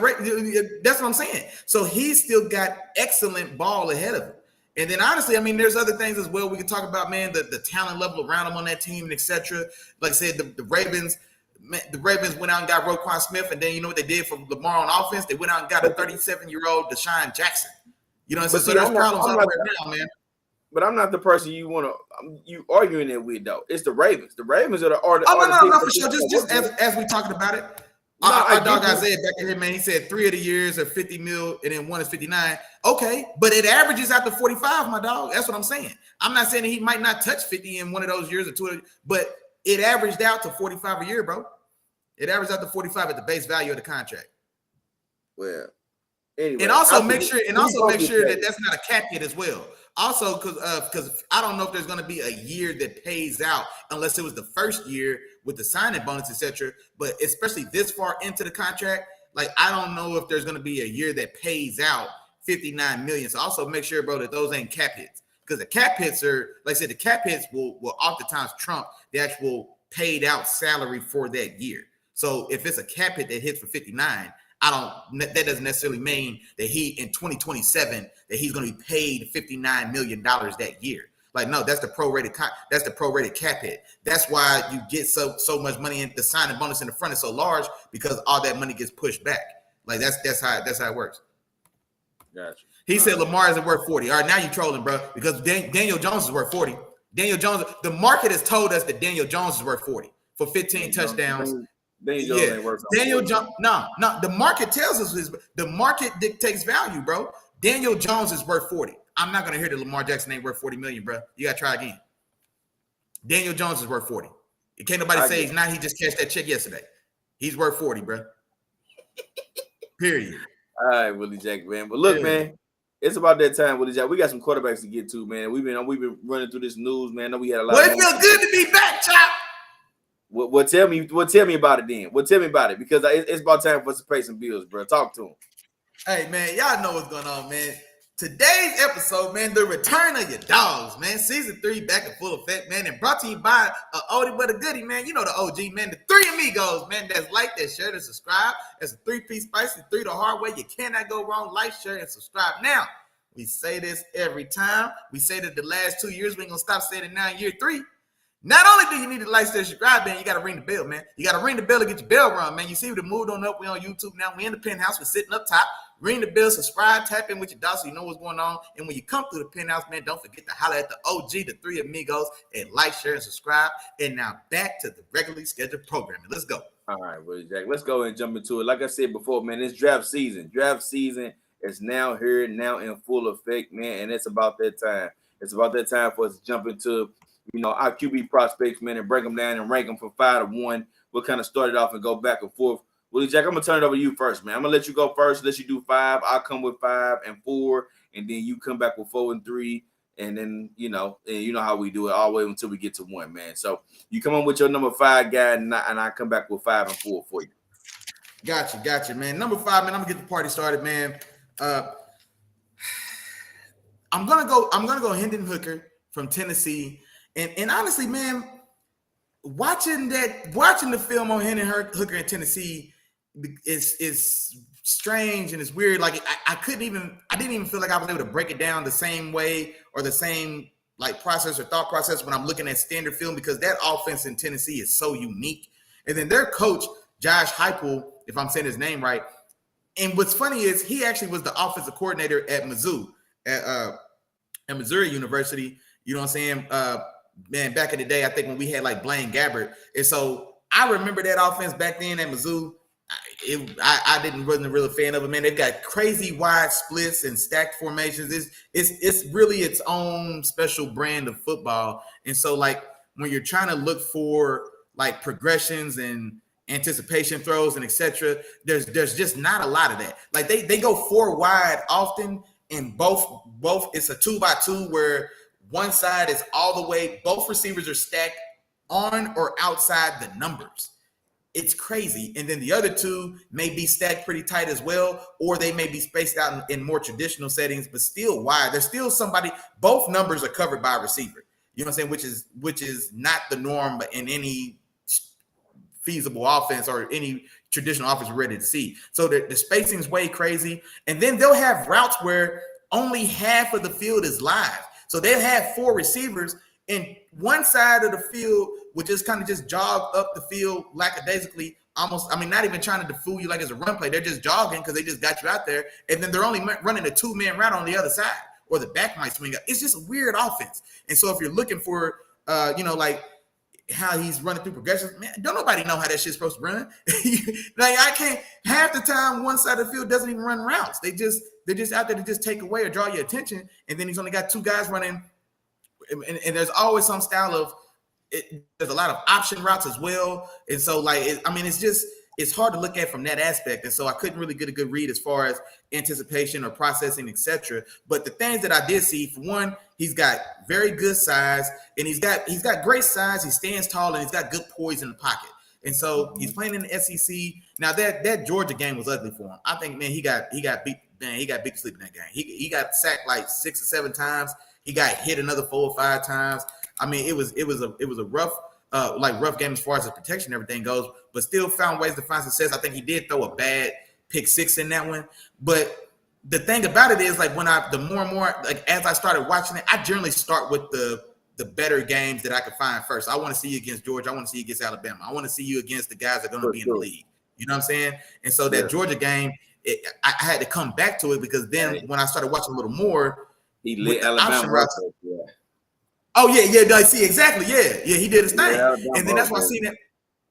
That's why I seen that when I went back and realized, when I went back and watched that pick 6 again, I'm like, okay, well, now it was a miss. It was just an off throw, because he anticipated the receiver either sitting down or even maybe turning out, and the receiver, because it's a choice route, option route. The receiver's on another page. He breaks in, and so he throws what just looks to be just a wide pass straight to the DB's chest, who runs it back for 6. But like I said, that's just the nature of their offense. But the things I like, though, man, like I said, I'll get back to it. He's got really good size. He's 6'4". He's right around 220. He's athletic. He uses his legs. He's used his legs successfully. Like I say, he stands tall. He's got really good poise in the pocket as well. He's delivered the ball up the field with people right in his grill. You know what I'm saying? He's about to take a shot, or he's taking a shot, and so he'll stand there, man, and look down the gun barrel and still fire off. And so I do like that. Of course, he's got good ball or good arm strength as well. The accuracy on his deep ball sometimes can be a little inconsistent, but mind you, this is an offense that excelled at getting the ball up the field to Jalen Hyatt. you know what I'm saying? So they went up the field quite a bit. And like I said, there's some, I want to say I think it was that same Georgia game where, man, was going to be a 70-yard touchdown. You know what I'm saying? And then it's a wide open, the slot receiver on the left side of the field, man. I don't know who blew a coverage or what happened, but he's butt naked, and he overthrows him by about 4 yards. I think he's got another one, man, in that same game. That Georgia game is just a little rough. That same game, I think the guy has a step on him. Another slot fade. They run a lot of slot fades or slot fades or slot goals or streaks or seams. You know what I mean? Whatever. Yeah. But they run a lot of those. And so the place on some of those, you put one out of bounds where the guy had a 2-yard step, like 2-3 yards on the guy, put it out of bounds. And so, like I said, that could be inconsistent at times. But then I also have seen him in that same game. He could throw tight window throws as well. He caught it, man. I think the tight end, I can't think of his number, had a Georgia defender almost on his back and put it right there in the basket for him. You know what I'm saying? So he can deliver in the windows as well. So I like his arm strength. And like I said, I like the way he handles himself in the pocket. Thing about him, he's an older prospect. I think dude's 25, and he's coming off an injury. He tore his ACL midway through this. I believe it's an ACL tear midway through the season, and so he's not going to be ready to go in and practice or compete right out the gate. He's going to be still recovering, and so he's a guy that maybe that you're banking on down the road. A guy that has a lot of there's a lot there that I really liked and a lot to like build on. But him already being 25, coming off a pretty serious injury as well. Realistically, I would expect he still go somewhere day 2. I think it's a guy probably is going to go like in that 3rd round. Like I said, because you're not going to bank on him for year 1 at all anyway. And he's a guy you just kind of you tuck away, you let him get healthy, you let him you let him learn some things, you clean him up, you transform the raw tools he's got and convert it over to an NFL game, man. And then you see if you get a diamond in the rough. You know what I'm saying? This is a guy that Tony Romo went a lot later than this. I think Tony Romo was in the 5th or like 5th or 6th round. Or was Romo drafted or was he undrafted? But my point is, this would be a guy that I think he went 6th. Okay, 6th round, and that's the thing about Romo. Had no fanfare. Didn't he come from like Western Illinois or something like that, or Southern Illinois, something like that? Yeah. But he's a guy. He sits around camp. Once you actually get him on the field and see him in camp, man, he gets a little buzz. Like, man, if this guy ever gets a chance to get in there and play, he can do something. And then Romo does get in there and does just that. Like, he's got potential to do that. Like, I really like what I saw from him. Just as, like I said, 6'4", 220. He's athletic. He can move. And like I said, he'll stand in the pocket and throw when he'll look down the barrel and throw. Man, he's not getting off his first read and then running. You know what I mean? And so there's a lot there that I like, but there's, like I said, there's with the injury and his age, there's still, and like I said, coming from that offense and that system that they played in, man, there's still some work to be done. But I like him a lot though. I really did. For sure. And Willie Jack, man, that's actually was my number 5 guy too, man. So I'm gonna stay there with you. And the reason why I liked him in number 5, and actually watching him play, I liked him at number 3. Okay, I liked him at number 3, but if it wasn't for the ACL injury, I think I would have put him there. You know what I'm saying? I wanted him at 4, but with his age and the injury, I put him at 5. For sure, yeah. So I wasn't really too concerned about the age because the age is the quarterbacks are playing to now. Like he got a lot of time. You know, now the one thing I liked about Hooker when I watched him play is his watching him in the pocket. Like you said, he stood strong in the pocket. You already talked about his size and everything.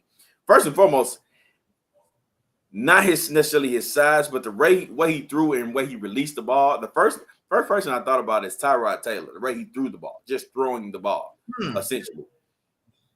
That was the first thing I saw when I seen him release, some of the screen passes that he threw. And another thing I like is his unique ability to make people miss in the open field and his pocket awareness. It seems like he has a good feel for the pocket in terms of when things are breaking down, how to make people miss him, do a sudden move here or there. And he has sneaky athletic ability. He doesn't have like a quick first step. He's not super duper explosive, when he's taking his first few steps. But when he gets going, he can run a little bit. He can get out of there. He makes smart decisions. He'll get down. He won't take those unnecessary hits, trying to be Superman or trying to just do too much on a specific play. He like you said, has the good arm strength. The one thing that I felt like was one of his worst traits. I watched the game against LSU, and the game against LSU, man, he was like he repeatedly missed at a certain portion of the game. He repeatedly missed wide open receivers. I'm talking about gimmies, ones that you can't miss when you're going against solid teams. If you're going to get some solid teams, it's certain throws that you can't miss, and he was missing some of those throws, which was like, okay, those are some things you're going to have to clean up. But I think that mechanics can also clean it up.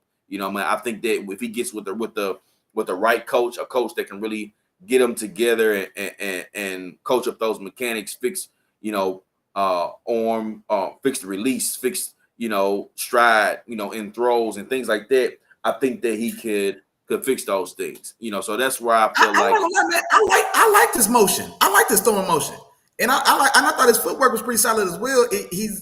His footwork was almost too calm. It was almost, but I'm not gonna lie, I like this footwork and this motion. I didn't have a problem with it. And it was, but I'm talking about when you got somebody coming down on you. When you got there's certain things you have to, and maybe that's more of an instinct thing, but there's certain things you have to be able to do when somebody you may have to switch a little arm angle or something like that to be sure to hit your receiver in stride or do what you need to do when you got a defensive lineman that you saw just beat a block, on your guard, and you see him starting to come at you, and you still got to make that throw across about 10, 15 yards down the middle of the field. You might have to put a little touch on it because I don't know if you remember the drill. You remember the drill, and I used to see Juice and them do it all the time where he used to throw through the hula hoop. You know what I mean? And somebody standing right over him. You have to be able to throw that ball to where it's still kind of on a rope, but it gives you a little bit of arch on it just to get over those defensive linemen's hands, when they try to knock the balls down. And I think that's the part where he has trouble doing because you can't just haul off and throw those balls in the air like you do your deep passes. You know what I mean? That's why you don't see deep passes get dropped. It's more so those passes where those shorter passes where, all right, I got to get it to my guy fairly quick, but I can't just rope it and line drive it in there. You know, I like have to put like a whole on shot. Like a whole shot gets covered too. You got to get it over the linebacker, but get it there before the safety's coming. There you go. Get it over the linebacker. Yeah. You know, those type of throws. Those are the ones that I think he'll have to perfect, and I think those will come with like some technique training and a little bit of instincts too. Getting a little bit more comfortable with what he does in that pocket. So that's the reason I kind of got him at 5 as well. All right. Moving on to my number 4 guy, man. My number 4 guy, I went with Will Levis, man. I went with Will Levis as my number 4 guy. I really like Will Levis's arm. Okay. And Will Levis is a guy that has all the tools to be a for sure legit QB or pocket quarterback. Okay. Let me pull up something real quick. I ain't gonna put no film up. I ain't gonna put a film up. But he has all the tools to be that pocket guy, that guy that can sit and make all the throws there. He has good arm strength. He also has good size. 6'4", 229 at the QB positions. Makes he does make. He's kind of iffy because you'll see him on some plays where he'll make some good 9 turnover worthy plays, and you know how I am about turnovers, Willie Jack. I hate turnovers. Don't turn the ball over. But then he'll make some bonehead mistakes, or he'll hold the ball too long.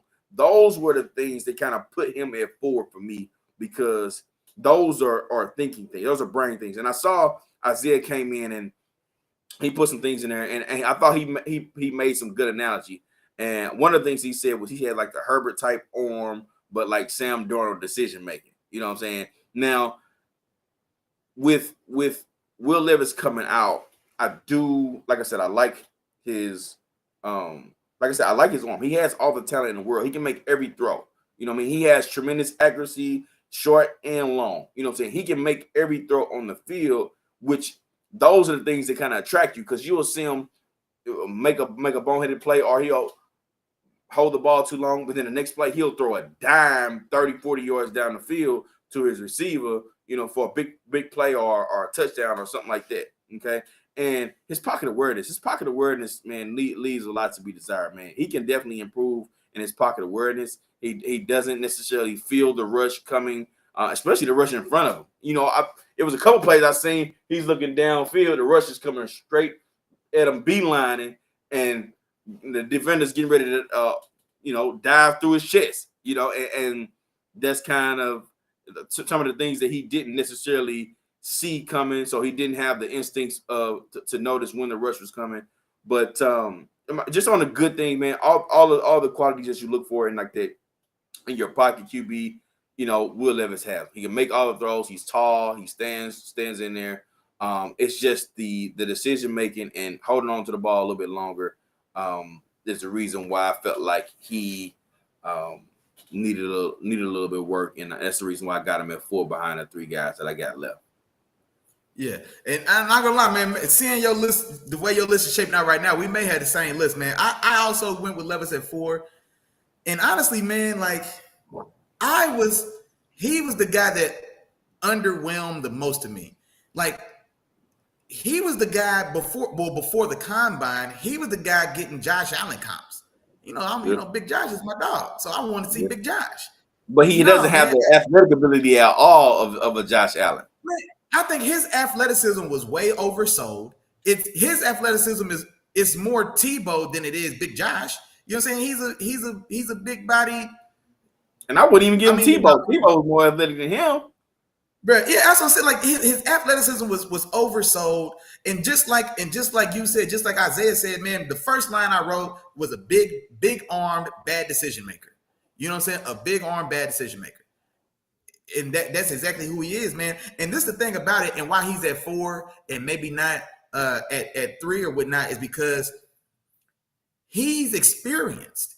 You know what I'm saying? Like he's not a guy that's like I said, that's still developing and finding play. Like, I don't know how much more ceiling he has, because like I hate, and this is, when we see the TV pundits, man, Mel Kiper, Todd McShay, you know what I mean? We see these guys and they'll talk about these prospects. And I never feel good about a prospect that people have to make more excuses why he was bad than reasons why he's good. Because that's what I feel like I hear when I hear people talk about Will Levis. It's more reasons and excuses why he was bad instead of just tell me reasons he's good outside of he's got a strong arm. Because his arm is strong, it's not even stronger than his class. And it's not because our dog Isaiah said it's a Justin Herbert arm and Sam Darnold's decision making. I don't know if his arm is as strong as Justin Herbert. You know what I'm saying? Like I don't know. It's a Matt Stafford arm. You know what I'm saying? It's Matt Stafford arm, but this is a 32-year-old Matt Stafford. Matt Stafford lost a little juice for when he was tossing them things to Megatron. You know what I'm saying? It's a great arm, but it's not. It's a man. Hey, you ain't never lied. You ain't never lied, boy. I tell you that. You ain't never lied. Shout out to my dog Top Man behind the scenes, man. Insider. You know what I mean? It's all good. but that's the thing. Like it is a really good arm, but I don't like. It's not Justin Herbert. It's damn sure not Big Josh. You know what I'm saying? Like it's this version of Matt Stafford. You know what I'm saying? It's Cam Newton. You know what I mean? It may have a little more juice. It's closer to Cam Newton than it is to Big Josh. I'll tell you that. You know what I'm saying? Because I don't think it's up there with Big Josh or Justin Herbert. You know what I'm saying? I think that's probably 2 of the 3 strongest arms in the league. You know what I'm saying? And I don't think he's in that group. You know what I'm saying? I just don't think he's in that group. Boy can throw that thing though. I will say that. He can throw that thing. Is it the strongest arm in the class? I think so. Really? I don't think it's as strong as Richardson's. And I'll tell you another Richardson can throw too. Richardson can throw that thing too. Yeah, and I'll tell you another thing too, because when I was watching the combine, and I love his little moxie, little attitude. He was in the combine, and they was like, "Yeah, what made you decide to compete in the combine?" Because this was one of the few years where I think all the big name guys showed up and all of them threw, and he was in an interview like, "Man, I got a cannon. I came to let y'all see it." I'm like, all right, talk that talk. You know what I'm saying? That's my, I like it. You know what I'm saying? Chop to, hey, I like that. Yeah, I didn't like him before. I thought I was gonna like him now. I'm like, oh, okay. He got a little something on his chest. Go ahead and get it off. And like I said, it was strong, but I wasn't wowed. It was, oh yeah, it's big arm. You know who had a big arm and made bad decisions? Ryan Mallett. Y'all might not remember Ryan Mallett. Ryan Mallett, man, was a 6'8", tall, skinny quarterback. That boy was throwing that thing, boy. Now he had a gun. Couldn't hit nobody on purpose, but had a gun. You know what I'm saying? Like he had a gun. But that's what I'm saying. So I'm hanging on that too long. My bad. And also, here's another thing as well. I felt like he was a one-speed pitcher. He's a pitcher that throws 102, and that's the only pitch in his arsenal. I didn't see any touch. It's all gas. You know what I'm saying? It's all gas. Now you can get by with being all gas. You can be. What's the Sandman, man, buddy from the Yankees, the closer that went into the Hall of Fame, man. It was a closer there for like 20 years. Are you talking about Mariano Rivera? Mario Rivera made a living, made a Hall of Fame living throwing one speed. Mario Rivera came in there. I got 6 strikes to throw, all of them going 100 miles plus. You know what I'm saying? Like that was his calling card. I come in, I do my job, get out. He's a one-speed pitcher, but the thing is, Mario Rivera can put his gas where he wants to. Well, I didn't like his accuracy.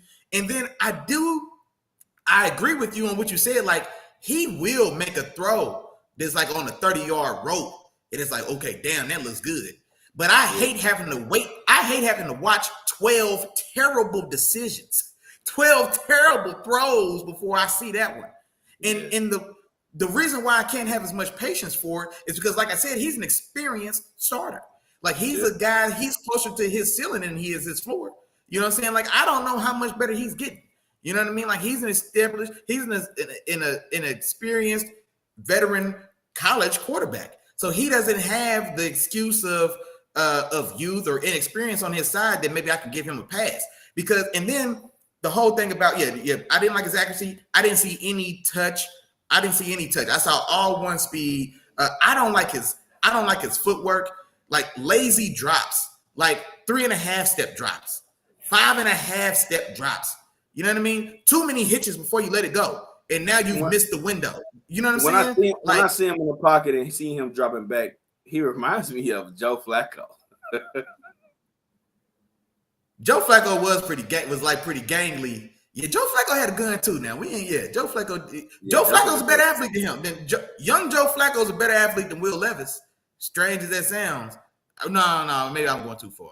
Maybe I'm going. Young Joe Flacco scooted a little bit. But you ain't too far off. But that's like I was very underwhelmed. I was looking for the athleticism. Like I said, I really was. But yeah, man, it's just I couldn't. I said he's one of the comps I said is like a more athletic, but a less accurate, drastically less accurate Matthew Stafford. You know what I mean? Because Matt Stafford coming in had a gun. He wasn't much of a runner at all, but he had a gun. He trusted his arm a little too much. But that's the thing. Like I don't think he's just like, man, I could gun that in and make a tight throw. He's just making bad decisions. And then I know that the whole thing about him and the saving grace that the people on TV are giving us is that, well, he was injured, he was banged up, he was beat up. Like, yeah, he had a bum knee, he had a bum shoulder, he had a bum ankle. Was his eyes hurt too?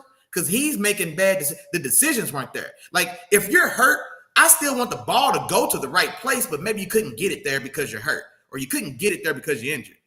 No, he just made bad decisions. Like, I don't think he's a round one quarterback. You know what I'm saying? Like if I'm a GM, he's not on my round one board. He's just not. Now he's gonna go round one. That's just the nature of the business. That's just the nature of the animal. That's the nature of the beast. He's gonna go round one, but I don't think he's a round one quarterback. I really didn't. Not for what I seen, man. And so yeah, I wasn't a fan of Levis's. I was undersold. I was oversold and under-delivered drastically. All right, well, give me your number 3. Come on back to number 3. Yeah. Yep. And yeah, that's gonna take me right into I'm gonna go Anthony Richardson. And so a lot of the things I just said about Anthony Richardson or about Will Levis, some of those are going to be applicable to Will Levis, but the difference is the boy's got 12 games in his career. You know what I'm saying? He just turned, he's going to be 21 his rookie year. You know what I'm saying? He's inexperienced. He is super raw. And then the comparison I've been making, I was talking to our dog Tom, and I was like, he's D1 Malik Willis. You know what I'm saying? So like the raw, was superior to that, but he's this year's Malik Willis, but he's D1 and he's not playing at Liberty or wherever Malik Willis came from. Yeah. Now he's got all the measurables. He's got everything to make your jaw drop and make your girl go woo. You know what I'm saying? The boy's 6'4", 245. He ran faster than Julio Jones. He jumped higher than Odell Beckham. You know what I'm saying? So athletically, what was the final number? Was it 4.39 or was it? I can't even remember now. It was. No, he ran a 4.4. He ran a 4.4. Okay, yeah, no, there we go. Yeah, like 4.43. There we go. 4.43. Yeah, vertical was 40. Huh? No, I was just saying he ran 4.4 with a 40-inch. Yeah, exactly. And so you know what I'm saying. So he's all his size and measurables are pretty comparable to Cam Newton, except he's faster. He's not quite as big, and he's probably 2 steps faster, which is dangerous. But Cam was supremely more talented or gifted to this point as an actual quarterback and as an actual passer. So he's raw. Like the decision, and this is the thing about Anthony Richardson as well. It was kind of the tale of 2 seasons because, like I said, he's got 12 career starts. He's going to be 21 as an NFL rookie, and like I said, and so he started his first 4 or 5 games were abysmal. I think he didn't throw any touchdowns. It's known he didn't throw any touchdowns. I think he threw 4 or 5 interceptions. And then the second half of the year, there was glimpses of it coming together, and so time is his friend, whereas time is not the friend for Will Levis. Like I said, this is Anthony Richardson's floor, and so it made me think of what we just witnessed from Justin Fields. Now he's not as proficient of a passer as Justin Fields either, but Justin Fields' passing this year was well below average. And then another quarterback who was an experienced veteran this year, whose team was moderately competitive, was Marcus Mariota. So I saw what Marcus Mariota did this year with the Falcons, going numbers like 8 for 13 for 67 yards, 1 touchdown, 2 picks. And they were a team that were battling for a playoff spot up until the last 4 or 5 weeks of that season because that division is just so ugly. But you know what I'm saying? So there's an avenue for him to get in and survive on his athleticism alone. Because we saw Justin Fields as well. I saw a game where Justin Fields ran for 150. He only threw for 87 yards and threw 2 interceptions, but it didn't matter because he ran 2 touchdowns as well. So there's an avenue for him to be successful. You know what I mean? And there's an avenue for him to still grow and still learn. And so all that's still viable. So I would much rather bank on the potential and upside and true athleticism, true dynamic, generational athleticism. I don't know the next time we're going to see a 6'5", 245 quarterback run 4.43. He ran faster than Justin Fields, and we seen what Justin Fields did. He's 2 inches taller, and he's 40 pounds, and he's 20 pounds heavier. And ran faster than and ran a tick faster than Justin Fields, and we just seen what Justin Fields looks like on the field. So there's an avenue for him to be truly special. I think he's got the biggest arm in this draft. And so if Will Levis' arm is an A arm, Anthony Richardson's arm is an A+ arm. That's a Justin Herbert arm. That's a big Josh arm. You know what I'm saying? That's a Patty arm. Like that's like I think his arm is in that tier. That's a young Matt Stafford arm. You know what I'm saying? Like I think his arm is in that tier. I think he's got a stronger arm than Levis. All the things we know, he's got excellent mobility and all that good stuff. He's got a special, all the athleticism we know, man. And then, like I said, the deficiencies we know as well. He's got poor blitz recognition. He doesn't necessarily recognize when he's hot. He's got late hot recognition. He gets to his hots late as well. But all that is inexperience. All that is just not knowing enough, not playing the position. Like I said, the boy's 12 games in. You know what I mean? And so there's going to be some growing pains there for sure. But if you are a team like Seattle, with 2 first-round picks, and you've got Geno locked up in a perfect bridge quarterback contract, and Geno, who also I think is secure enough in his role that he's not tripping on Anthony Richards coming in there because he's there to ball. You know what I mean? He's there to get it done. So like I really can see, depending on how forward looking the thing in Seattle wants to be, man, or how aggressive, depending on how the board shakes out. I would love to see that, man. I would love to see Anthony Richardson to the Seahawks. It had to be at 5 because I don't think he's going to make it to pick 20. I think their second pick, because this is a guy, before I spend a top 10 pick on Will Levis, I'll give that pick to Anthony Richardson 10 times out of 10 if it's me. And so that's where I'm going there. But yeah, man, super raw. I pray he doesn't see a field this year, because then it's going to be Malik Willis again, or maybe a little better, but that same style of what we saw, just not ready. You know what I mean? Just not ready. The game is way too fast. And like, I mean, it's just, that would be more detrimental to his growth and development than anything. And we say this all the time, and this cliche, he really does need some time. He needs to sit. For sure. And Willie Jack, of course, yeah, you're right so far, man. We our list is turning out to be the same, man. And I got Anthony Richardson at number 3 too, for a lot of reasons what you said, man. I'm not gonna keep going over the athleticism and everything that he has. But instead, I want to focus on the direction that the league is going, man. We like you mentioned with Justin Fields, we've seen quarterbacks be successful and lead their offense, you know, and push them to getting points without being prolific passes, you know. And I think that Anthony Richardson is fully capable of doing so. You know what I mean? Now, that doesn't mean that he can't develop into a better passer. You know, we watch other quarterbacks do that as well, but as of right now, you know, he is raw. He does have a lot of work to do. He does have a few things to do in terms of his skill set and in terms of getting better and in terms of being a pro, an NFL QB. So, you know, those are the things that he has to do, you know. But like I said, the athleticism is there. You know, you watch guys like, well, we just got to talking about Lamar Jackson, you know, and the fact that, and here's the other thing about that, because Lamar Jackson has, you know, been nicked up, been injured a little bit. Mm-hmm. Anthony Richardson is 240 pounds. That's just a difference. You know what I'm saying? That's a difference in the type of guy that's running the ball. You know what I mean? We watched Cam Newton be the most dominant guy in NFL history inside the 3-yard line when it came to QB sneaks. You know what I'm saying? I don't know how many touchdowns he had that particular year he won MVP or in years other than that, but that was automatic, you know. And if you got a guy like Anthony Richardson, 240, 6'4", that's pretty much automatic for you as well. You know, so that's very, very valuable to have. How many times have we seen teams stall in the red zone because they can't punch it in?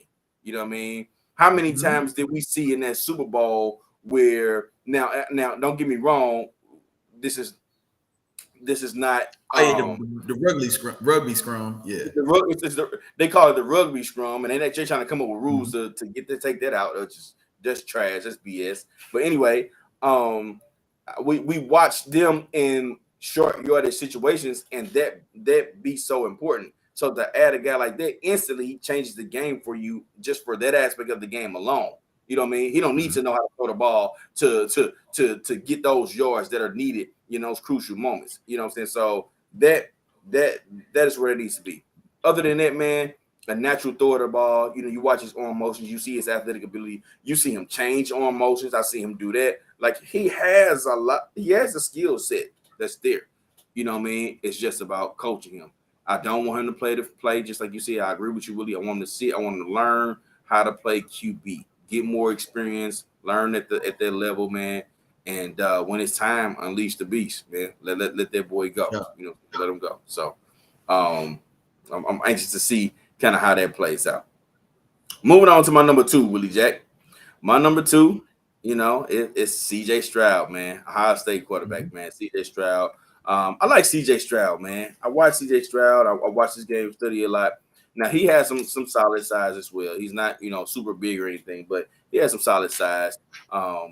He is more of he has a lot of professional qualities in terms of when you watch him play, when you watch him on and off the field, stand strong in the pocket, does a great job of quickly going through his progression. I think he goes through his progression better than any quarterback in this draft that I've watched. Okay, in terms of going from read 1 to 2 to 3 to 4, like he does it at a very, very quick pace and a pace that you'll need to be able to do that at that next level. I think he already has that. I think he's very good at that. Shows great touch, with dropping passes, like putting the balls in those little windows that we talked about with Hendon Hooker and Will Levis. He has that. He can do that, and he does that consistently. Also, great job with the back shoulder ball. That's a connection that or ball that a lot of quarterbacks haven't mastered, and he's already got that down pat. CJ Stroud has a lot of pro QB attributes already. You know what I'm saying? He has a lot of those things. Now, what I think he can do is I think he can improve a little bit on his decision making. A little too often I see him trying to force the ball into bad coverage, force the ball where it doesn't need to be forced. And I think in a lot of those situations, some of those incomplete passes will turn into interceptions at the NFL level. You know what I mean? I've seen him get away with a few passes where I was like, he ain't gonna get away with that at the league, man. And he got lucky that those turn into incompletions versus interceptions. So, it's those things.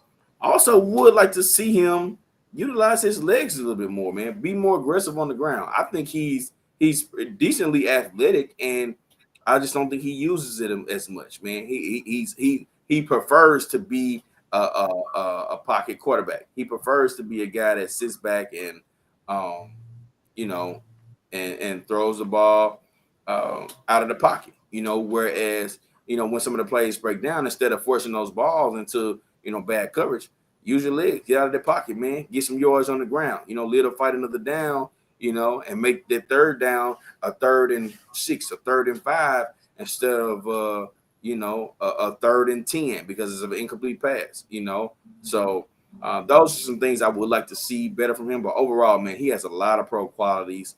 I think that as a good possibility, if he plays, day one, that he can be okay for your team. He'll be all right. It may not be enough to make a push at anything or anything like that, but it won't be a sinking ship either if he has to play day one. No, for sure. I definitely think he's a day one starter. And he's also my number 2 quarterback. And now he's got good size. I got him at 6'3", 218, so just under 220. And so very good size there. And then I agree with a lot of what you said, man. I think I definitely think he's day one ready to go. So I don't think he's a guy that needs much more grooming. So there's still things that needs to be improved in his game for sure. But one of the things that I saw a little differently was I think his processing could be a little faster. And the reason I say that is not because I don't think he has the mental capacity to do it, but I think so often on that team and in that scheme where the playmakers around him are so dominant. Like he went from Chris Olave, Garrett Wilson, Jackson Smith, and Jib Belashier Two of those guys were number one picks, and the third guy led the team in receiving with 1,600 yards, but he wasn't draft eligible last year. Those were the guys he threw to last year. He comes back this year, Jackson Smith and Jigba, a 1,600-yard receiver who led 2 round 1 receivers in yards and catches and touchdowns the year before. He gets injured, only gets to play a handful of games. And what happens? They restock the cupboards and get Marvin Harrison Jr., who may be the very best. Listen, bro, listen. Man, we're gonna get to the QBs, but when I saw the first thing I thought of was Justin Jefferson and Jamar Chase. Justin Jefferson went out a year before Jamar Chase. You know what I'm saying? So Jackson is getting ready to get drafted this year. I'm not saying they're gonna come out with the same production, but I thought of it like, but like them, man, that back to back, 1 to 2 back to back like that though. Back to back, like Jackson better be nice. And then when Marvin Harrison come out, man, a whole nother animal. That's what I'm saying. And so like he's had these supremely top tier, top of the college football landscape receivers to throw to. And so it's not all, I feel like he was blessed by such a talented team around him that so often that first read's open. If that play was drawn up for Marvin Harrison Jr., he's open. He's open on 9 and every 10. And so sometimes I thought sometimes he got stuck on like he's just, it's his time. He's a guy that in rhythm and on time, it's beautiful. It's synchronized swimming. You know what I'm saying? Like it's really like, man, 1, 2, 3, perfect touch, perfect arm, boom, right on the money. If I'm throwing a 12-yard out, ball's gonna hit the boy right in the face, man. High and tight, right here, boom. You know what I'm saying? Right on the sideline. Like he puts the ball where he wants to. He's got it. He doesn't have the arm of Will Levis or Anthony Richardson, but still has a plenty good arm. He's the most accurate. I think. Oh yeah, no, I think he's the most accurate quarterback of this year's kind of group, or of the 5 we're going to talk about. But like I said, I think so. The knock is, or the problem is that when it goes off schedule, it looks so much worse than when it's on time and running efficiently. Like when it's off schedule, he's a completely different player. Because sometimes I think when he's all right, 1, 2, 3, oh wait, Marvin Harrison Jr. is covered. Oh damn. And then I think he sits on that one a little late, and then he doesn't. He's not necessarily mobile in the pocket, or he's a guy that he's athletic, but I don't think he plays the quarterback position athletically because he is terrible against pressure. Like if Boyd's getting his face, he's going down, or he's going to throw a duck. You know what I mean? And then you see some of those like bad decisions or bad placed or bad time balls.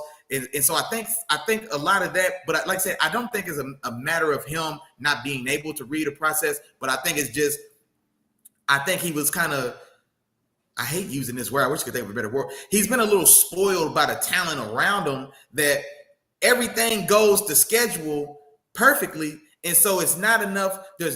He hasn't like built up. It hasn't had to become part of his repertoire to innovate and deviate from the plan, to make 2 guys miss, get my eyes back up and still deliver on dark. Like those are the things that he's got to work on to learn. And then that was one of the things you'll hear people say when they talk about him is that, man, where was this his last game of his career in college, the game against Georgia. And that game right there, that's the number 1 pick in this draft. Like if that was the guy, if he was shown to be that guy all this year, I think it'd be more definitively that he could have been the number 1. I thought that I liked where he was at last year. And then with the size concerns that we have from our number 1 guy we'll get to, I thought he was going to overtake Bryce Young for the number 1 spot because he's bigger. He's 6'3", he's 220, he's super accurate, and I was hoping he would take the step that we saw in that Georgia game was where I was thinking he was going to take his game to this whole year, but he didn't. And so in that game, he showed pocket mobility. He showed the ability to move and maneuver, to still get his eyes upfield, make off-schedule plays and make off-schedule throws when it breaks down. And that's just what we hadn't seen for the 2 years that he had been the guy. And so, but like I said, I have no question at all about his ability. I have no question at all about his day 1 starting viability, but it's those things. And so, like I said, just dealing with pressure better. You know what I'm saying? Like I think getting the ball, like when the pressure in the play does break down, well, find your hot, get rid of the ball, and keep the play viable. Don't just throw a duck. Don't force the ball into an interception window. Like you said, man, there was a couple of those where he threw a bad ball that got dropped, man. These are the interceptions that didn't hit the stat sheet in a couple of these games. But the only time I really see him make poor decisions is when he's pressured. And so, like I said, so I think that's something that he can learn and be groomed and grow out of going forward. But everything else about his game, man, I really like. And then I was thinking of comps, man, and I hate using these guys because they're just not sexy names and they don't get enough respect. I thought he's like a very premium, like I can see, like his game is premium and premium Kirk Cousins. You know what I'm saying? Like premium Jared, like better than Jared Goff, way stronger on the Jared Goff. But the reason I said that is because Kirk Cousins is very accurate. He's on time. He gets the ball in the right places, but he doesn't necessarily move well. He doesn't, like, you know what I'm saying? When people are pressured, when he's pressured, when the play falls apart around him, then he becomes a subpar quarterback in those moments. But he's a guy that can be among the league leaders in accuracy. He can give you 4,000 yards. He can give you 40 touchdowns. You know what I'm saying? But he tends to not be able to take over a moment where everything around him falls apart. And that's the missing thing we need to see from CJ. Like, are you able to be a guy who can be bigger than the moment? You know what I mean? And then I guess that's going to run me into the guy who it looks like we both have at number one, Bryce Young. We'll talk about this one. We'll tackle this one together, Willie Jack.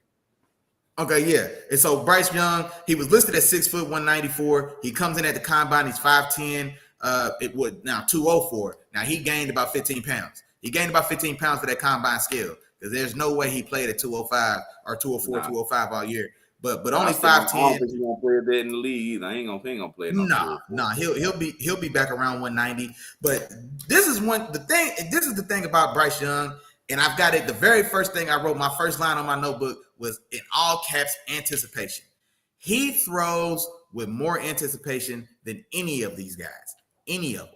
And I think, which makes sense because he doesn't have an elite arm. You know what I mean? And so that's why guys like Drew Brees, guys like Tua Tagovailoa, guys like back in the day, we want to talk about Chad Pennington, guys, Peyton Manning to a certain extent, guys who don't have the strongest arms. Joe Burrow. Joe Burrow was who I wrote because Joe Burrow doesn't have a cannon arm. And if you look, Joe Burrow is putting these things in a spot. And then, like I said, and man, bless him and Jamar Chase, because man, these guys are on the same page. But Joe Burrow throws with supreme anticipation. I think Joe Burrow probably has the best anticipation in the league. You know what I mean? And that's who Bryce Young is because he doesn't have the arm. I can't wait for you at 40 before I let it go and then let it get there at 60, 65 like Patty and like Josh Allen can. I've got to wait. I've got to see it at 25 and count on you to get there at 40 because I can't wait to see you at 40 and throw it to 60. You know what I'm saying? Man. Drew Brees, exactly. Yeah, boom. There you go. Drew Brees was another one. So yeah, Drew Brees, Joe Burrow, Tua Tagovailoa. You know what I'm saying? These guys, anticipation, man. And so also the way he plays the game, like you watch him at Alabama, you watching a pro quarterback. He's setting his protections. You know what I'm saying? Like he's setting his protections. He's audibling at the line. He's working through progressions. He does everything that you want to see a quarterback do. He does. He just does it at 5'10", 188 pounds. You know, and that's what's so, I guess, unfortunate, I guess, about the situation is because he's gonna. I mean, like I said, he's been that size his whole life. He's found a way to be successful, but that's a battle he's gonna fight every single day of his career. Because it's one thing to be that size, but the advantage that he's the same height as Kyler Murray, but Kyler Murray is a supremely gifted. Kyler Murray didn't play baseball until he was since high school, played one semester of baseball in college and got drafted top 10. Got drafted top 10. I'm not talking about drafted in the 10th round. He got drafted top 10. You know what I'm saying? With real money thrown at him from the Oakland A's. You know what I'm saying? And he's got a arm. So Kyler Murray has all these other natural gifts that help supplement him only being 5'10. He's 5'10 and he's an average. He's going to be an average athlete.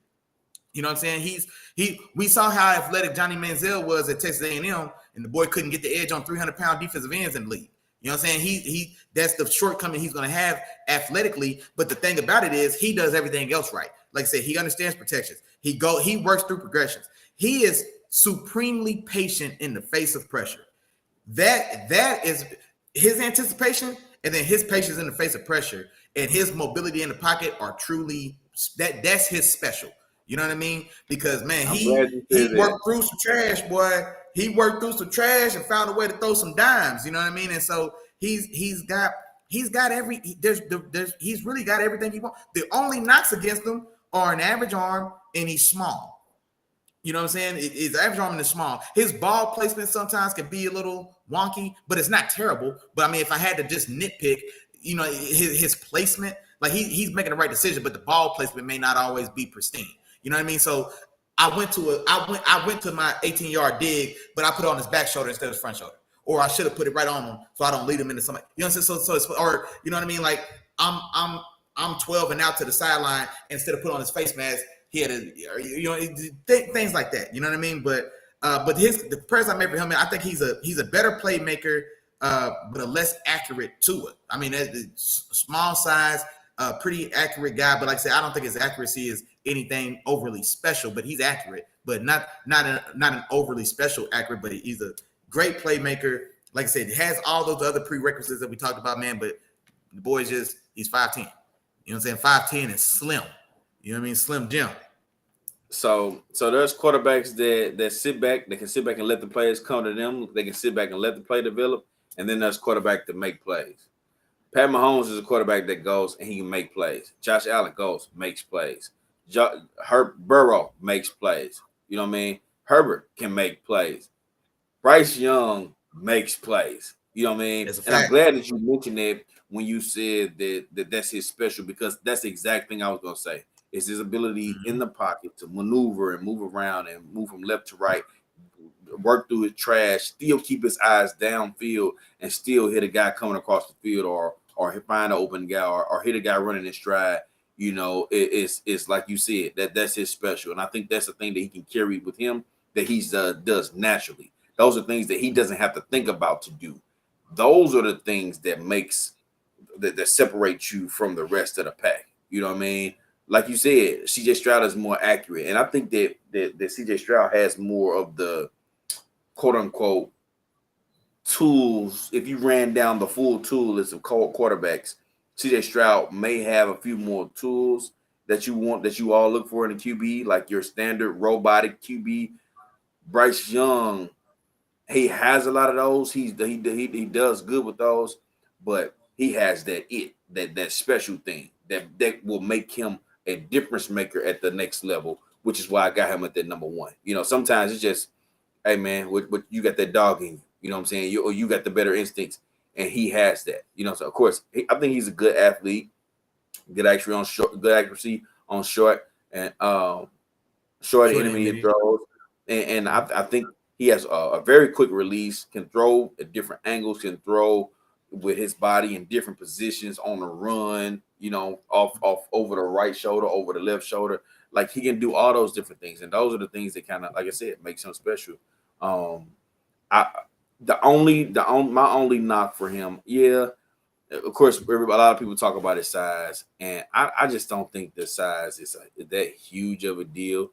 You know what I mean? When it comes to guys, if you can play, you can play. You know, for me, that's kind of how I feel about it. But I think one of the only things for me is I just kind of wanted them to take a few more chances. And maybe it was because of his arm strength, you know, but I wanted him to go downfield a little bit more often. You know, I wanted him to test those secondaries that he was going against.